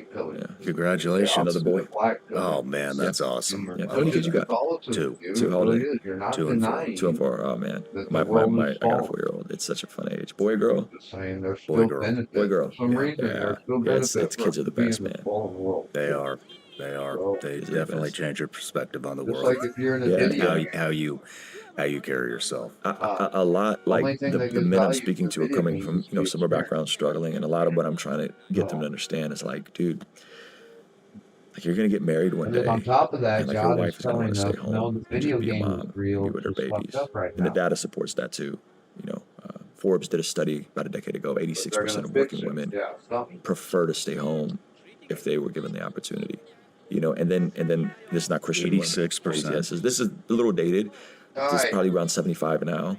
Who want to stay home for a season when they have kids. This is working women with kids. They prefer to stay home if they were given an opportunity to. And some women grow resentment if they aren't. And that conversation is very unpopular, you know? And so my advice to young men is like, bro, there's a future version of you that's like depending on this version of you to make good decisions. And if you don't make good decisions, like you're going to pay for it later.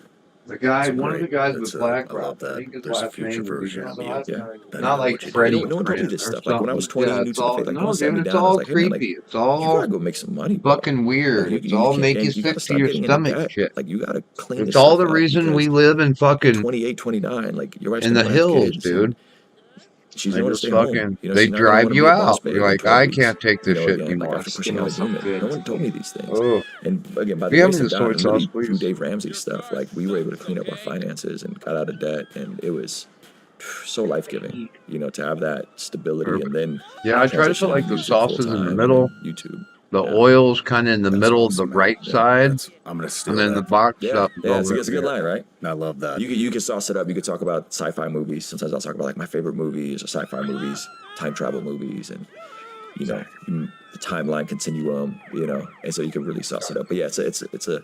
I think it's so real because I'm getting into when the you Antichrist thing don't again. have the motivation, And not bad, but you as have all the a, time in the world.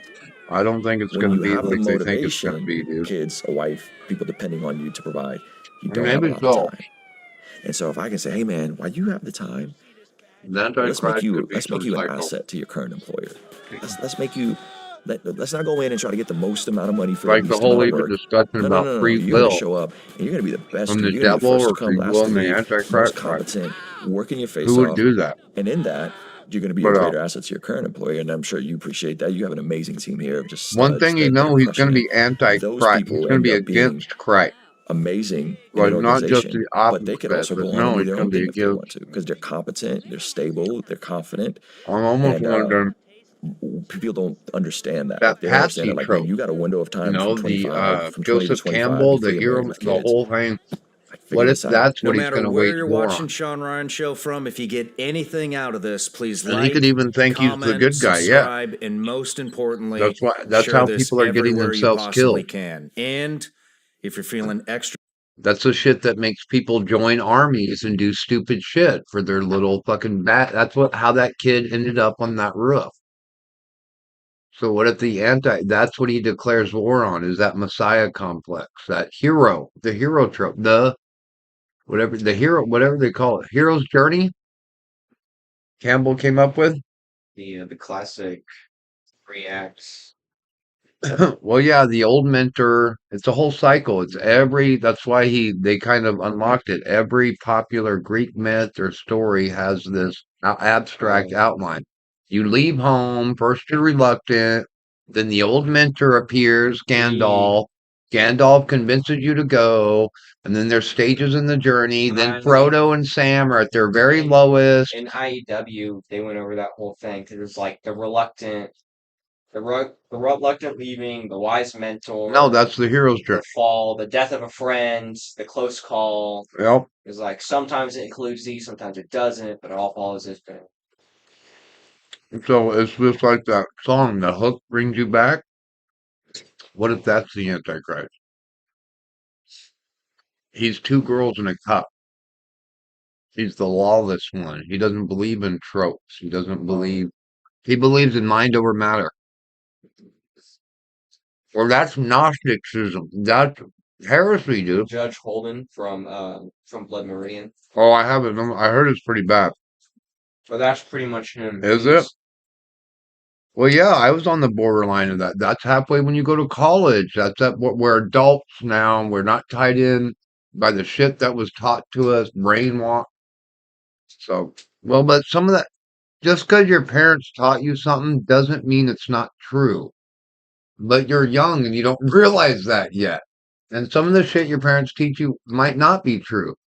But a lot of it has just been learned through trial and error, dude. Just because they don't have an equation for it doesn't mean don't jump out of the fucking car going 60 miles an hour. Your grandpa didn't need a fucking essay with his 3-stage study and Yeah, so. But I wonder if maybe that's more. So we'll see. Other people say there'll be a bunch of different little antichrists. So I don't know. What I'm scared of right now is whoever's after Trump. Augustus. I'm scared of Augustus, bro. And I'm starting to think that's the Antichrist. That's the bad guy. Because that's supposed to be Caesar. I think they've all been Antichrist since Caesar, basically, dude. And that's what the Bible, even that's why we took over the Roman Empire. Whatever's going on with Caesar and Christ and their story being almost fucking identical, but no one talking about it, really. They're like two sides of the same coin.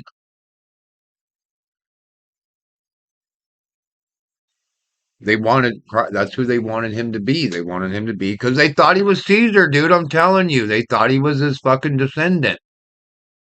And they thought the two houses were going to be joined. I think Rome and anyway, I don't know. But that's what I'm wondering.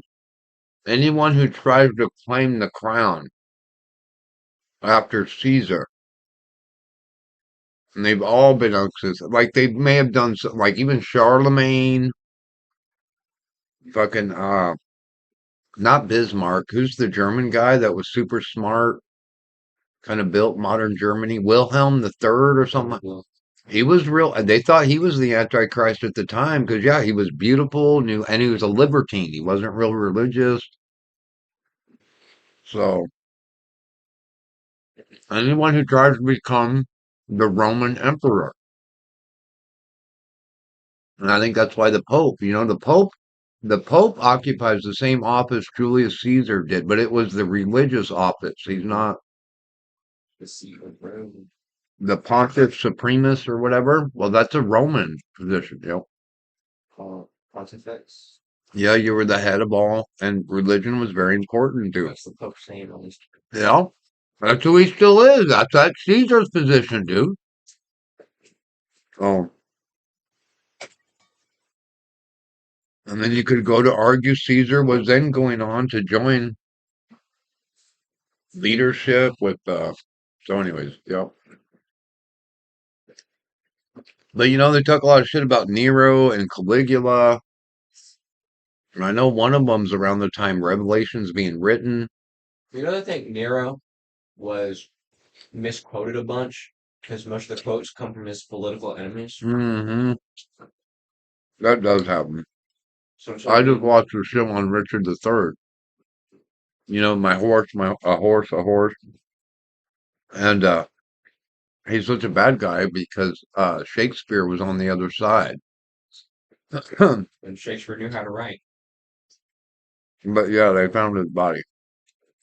They had illegal oasis and everything. And proved it. So, but yeah. Point being, they don't think he was quite the monster propaganda. But then you never know, dude. He could have been. You don't know what's true and what's not.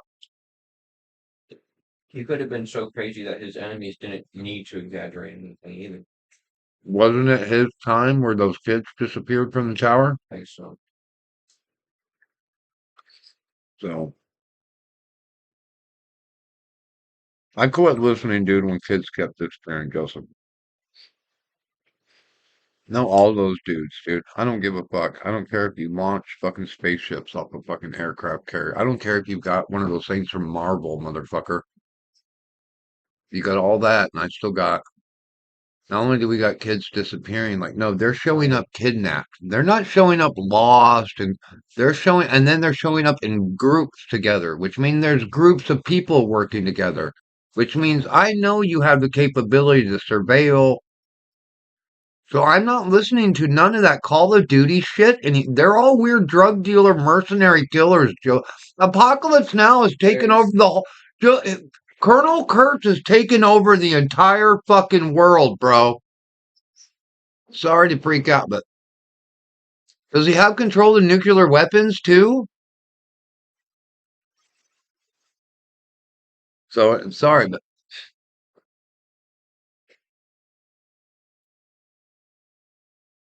we're just gonna keep killing each other forever, huh? You're just gonna keep growing poor brown people in the jungle so you racist fucking fucked up frat boys can go murder them for some kind of sick initiation ritual? What the fuck is happening, Joseph? I think it was like 2 million Congolese people that the Belgians murdered in World War II that nobody talks about. They're just farming these fuckers like Apocalypto, dude. Like Batman. You're just farming this shit, dude. What are you doing? This is sick. This is sick. No, these boys are sick. This is sorry. Sorry. That's why I told you too much news. Too much. This is sick. This is weird, sick shit, dude. They're Indians, bro. They've gone full fucking native, Joseph. Murder. Aztec. No, just murder for murder's sake. Not soldiers, not human, not even Joseph.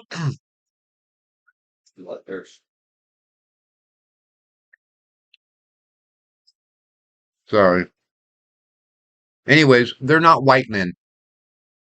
You know, that's your definition of being a white man. You can surrender to a white man, Joseph, and he'll put you in a jail, and he'll give you a fucking blanket with a pillow. That's a goddamn white man, dude. So I don't know how we got all these weird, crazy Indian motherfuckers with blonde hair and blue eyes. What the fuck is going on, dude? Why do they look like us? How do these murdering fucking weird serial killer motherfuckers look like us, Joseph? They're worse than what a lot of the Native Americans were before we got here because you know, a lot of them weren't that warfare like. That's the whole deal with the Iroquois Confederacy. Half the time, they knew they were being bloodthirsty savages, and that was before we got in there. Like, hey, we can't fucking live like this no more, dude. Half the time, and at least in Cherokee Nation, any prisoners of war, the woman in the Cherokee could marry them and save them. But then that's the deal, though. But you don't look out down on native tribes acting natives. They're coming up. And yeah, they weren't eating people. You notice already when we got here, they weren't known for being cannibals. But down in the South, they were still fucking cannibals. So anyways, you look on people who are up and then go down. Do you know what I mean? And just like that, the Cherokee were already coming up, starting to organize, starting to have laws. Civilized. That's on the rise.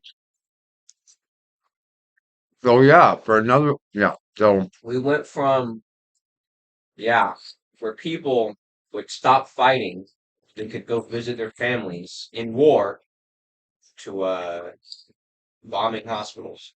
It's murder, dude. If the other guy has no chance of killing you,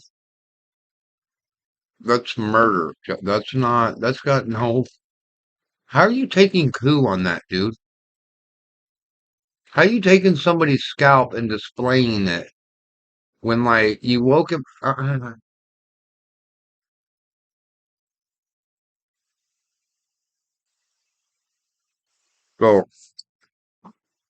So anyways, like I said, your dad has been watching too much news.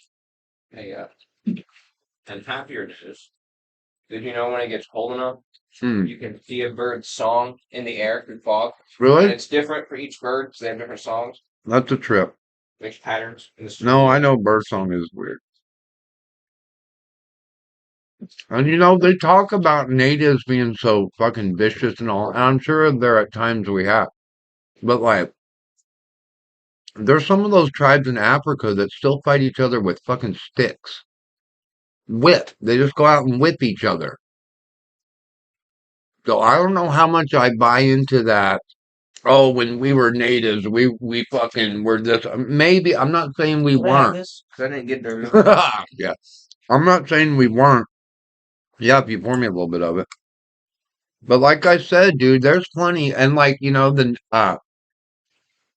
Pacific Islanders really were cannibals, dude, and they were warrior culture. They were all strong warrior, but like there's still plenty of examples of civilizations that like don't fucking, you know what I mean? Like the Greek city-states would go out to have fight. And I don't think they decimated the cities afterwards. They, who knows quite. I think they sold the captives into slaves. But anyways, when I was a kid, when I was your age, Joseph, I was just taught that's where the racism comes from. Because we had wars where two armies met out in the field outside of the town, and when one army won and when the other army surrendered, and then there was all the fucking Geneva Conventions and yeah, bad shit happens in war, but we still try to be as best as we can. That's where and now they're going to just, well, that was all a lie all along. Maybe, I don't know. But, anyways, that's where the racism comes from. So if you don't have that, then you don't have the pride. What the fuck are you being? It's not racist just because you look a certain way, dude. It's called white pride. Because I know my kid can leave this house without getting fucking murdered in the middle of the night. Because a bunch of men. No, dude. So what are you guys proud about? Aren't you a bunch of fucking lying pieces of shit? No, you'll look someone right in the face and fucking lie to them, dude. That's what white people do. I'm talking about me too, but white people look you right. I'm not saying other people don't, but fucking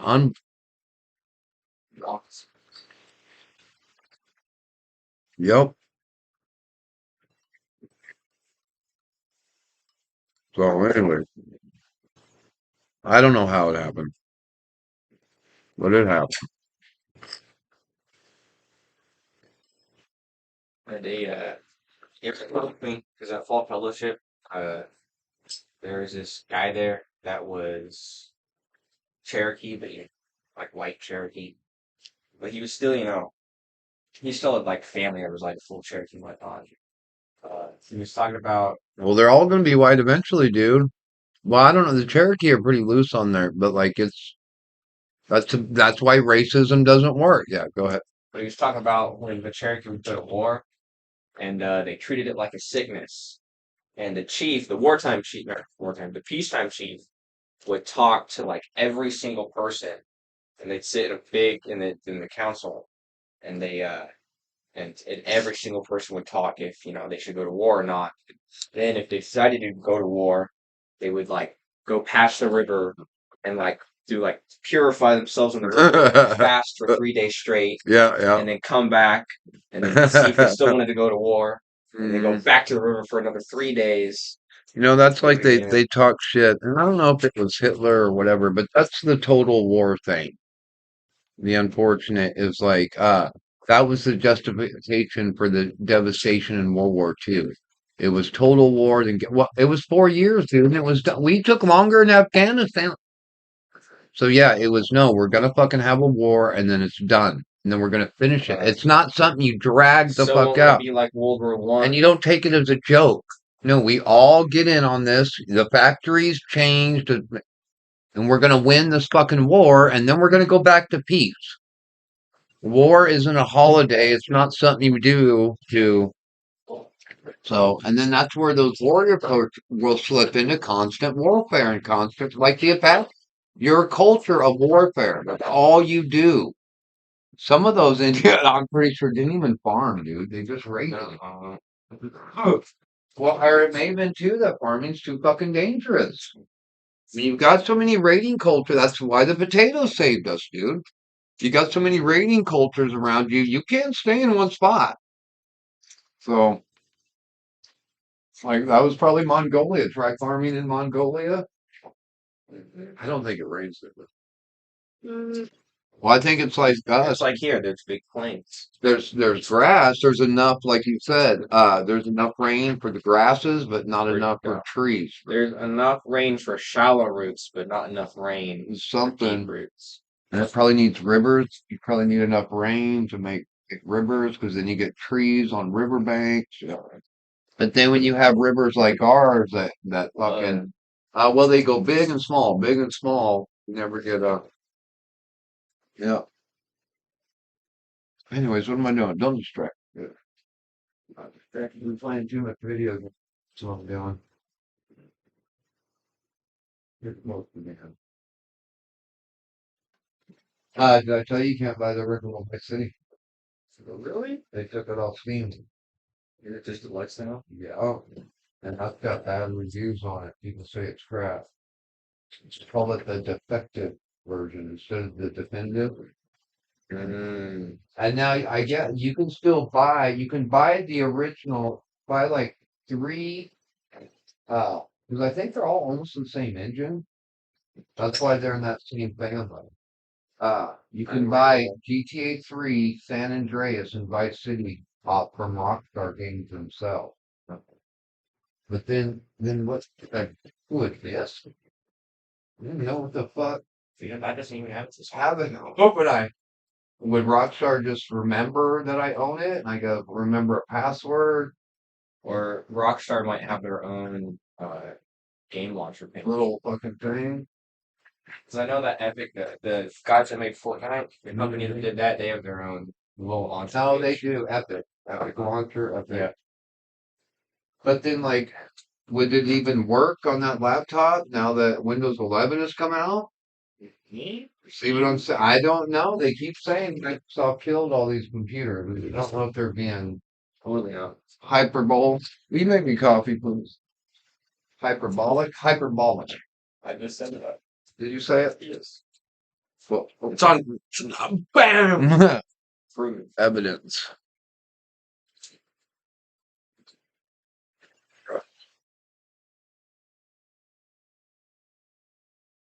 But yeah, the side missions are starting to suck me in. And I'm like, dude, you're playing side missions on a 25-year-old.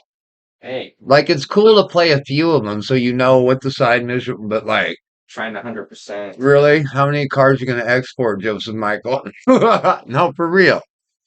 I made a shit ton of money, though. That's the secret. If you ever play it and you need some money, go export some cars. Because, like, one of them gave me $150,000. Mm-hmm. So, and I was short on money. Never find a way to make a lot of money in 5.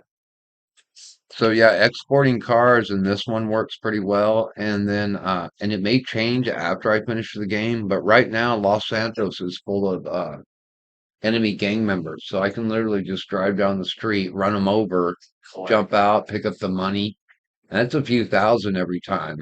And then at the same time, you're getting firearm, you're getting ammo for free. So what I'll do is I've opened the airports. Do you have an airport in 5? Yeah. So I can go to the airport and it'll fly me to, Los Santos automatically. So I don't got to drive all the way there. I'll get out and I'll harvest. What's the purple guys? It's the poor purple. They're around Jefferson Park. The Grape Street Crips. Whatever that. Yeah, but they hang out around Jefferson Park up there. That's the gang they're based off of. Is it? Yeah. It's actual. So I go prey on them, and they're everywhere. And the drug dealers. I prey on them, then I hit the drug dealers, and the drug dealers drop quite a bit of money, actually. Yep. There's a white guy in a hoodie, a gray hoodie, and there's a black guy with a black wife beater and a Tim Pool. He's a black Tim Pool. Oh my God, I just epiphany. I want you to realize that you just white person to gang warfare. What? An efficient corporate machine. What? No, I told a baby girl came out. She's like, "What are you doing, Daddy?" And I was like, "I'm killing drug dealers." And she's like, "Huh?" I was like, "I'm taking their illicit profits and turning them into real goods, which helps the community." I buy because I needed to buy property. So I was like, I'm turning their bad money. That's just off drugs, and I'm turning to real estate. I gotta say, last scout meeting, the church playground was open, and so we're like, "Can we go doing that while we wait?" We're like, "Yeah, why not?" And so everyone was kind of like right there, and I climbed up on top of this like metal thing, and I don't know if you've seen the clip, but the beginning of the newest Batman movie was like October 31st, Halloween night. The streets are filled with emboldened by the night. Dude, I used to really. And I started saying that while like posing like that, and it was, oh. Joseph, I used to dream of being Spider-Man, and then a little bit older, Daredevil. Like I don't know how old I was, so I had to give it up. Like, no, that'll never. It's like, yeah, swinging, dude, like swinging. Do you know how big Hell's Kitchen is? And what is it? Tiny? It's like 3 streets. Is it really? But Daredevil's just a dude. Yeah. There's only so much. Yeah, and that I bet you in that 3 blocks or it's probably 3 miles or 3 blocks. Yeah, probably like a 3x3. There could be 500,000 people in there, dude. It's New York. But yeah, I used to halfway dream of being Superman. Spider-Man. I'm pretty sure that's the area with that iconic, super narrow building that the Bugle's based off of. Oh, I'm pretty sure that's the one on the corner. Yeah, the 5-point corner or whatever. But yeah, no, I used to halfway dream about walking on those buildings, and it's supposed to get here one day, dude. That new Hawkman we read. Did you read that Hawkman? I think so. It was that one by that one guy, but where it's their belts. Like, yeah, they wear wings, but it's really they have a 0G technology, and that's where Hawkman comes from. I don't think I read that. Yeah, and that was a good one. And basically, their world had become vertical after they invented, 0G. All those skyscrapers make sense because you can just walk straight across or fly straight across. So their world had become vertical. And then the trope, of course, down below is all the bums and the poor people who can't afford the 0G. And then Hawkman, that's the deal. Hawkman's born up above and he has no idea. And then he gets dragged down into political intrigue. That's the trope. That's a hero journey too. Do you know the X-Men Angel? Yeah. So he was the guy with wings, but his superpower is money. Because his family was billionaires. Yeah. It was the Angel Foundation. That's actually Ben Affleck, dude, in that movie that no one really watched. That what's his name? Zack Snyder. His Batman movie. But that's when Ben Affleck's Batman said, "My superpower is being rich." And no one really thought about, and that meme went viral. That little clip went viral, and everyone was like, "Well, fucking A, yeah." So whoever wrote that line of dialogue, and I had never heard it before. Like, of course, it was obvious, but that's how it is. Once you say it, then everyone goes like, and then, "Oh, damn!" I don't know if it was before or after the movie, but I've seen it online as memes. Like, well, "What's your superpower, Batman?" Money. Yep. So no, I think it was that movie where it came from. Whoever wrote that. Wait. Have you that seen in Prep Time, then Batman in Prep Time. Have you seen the meme where it's like Batman can do anything? The Shaolin monks that taught him. You can't invade my mind, Brainiac. I taught with the Shaolin monks. Is he like Magneto? He's like yeah. I didn't know. They never really put him up against magic, or if it is magic, it fucks him up. Yeah. Well, no. What about Scarecrow? Scarecrow fucks him up all the time, dude. That's drugs, though. I say that's chemical. It's not. It's a chemical. Because the Scarecrow, he uses chemicals. Yep. I gotta say, Batman writers usually don't use the Riddler or Scarecrow to the fullest. Yeah. They always underplay him, especially the Riddler, because he's like smarter than Batman. Like, I heard you. Your mom messaged me.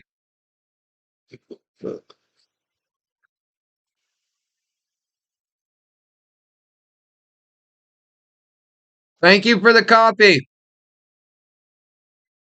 what? I said thank you for the copy.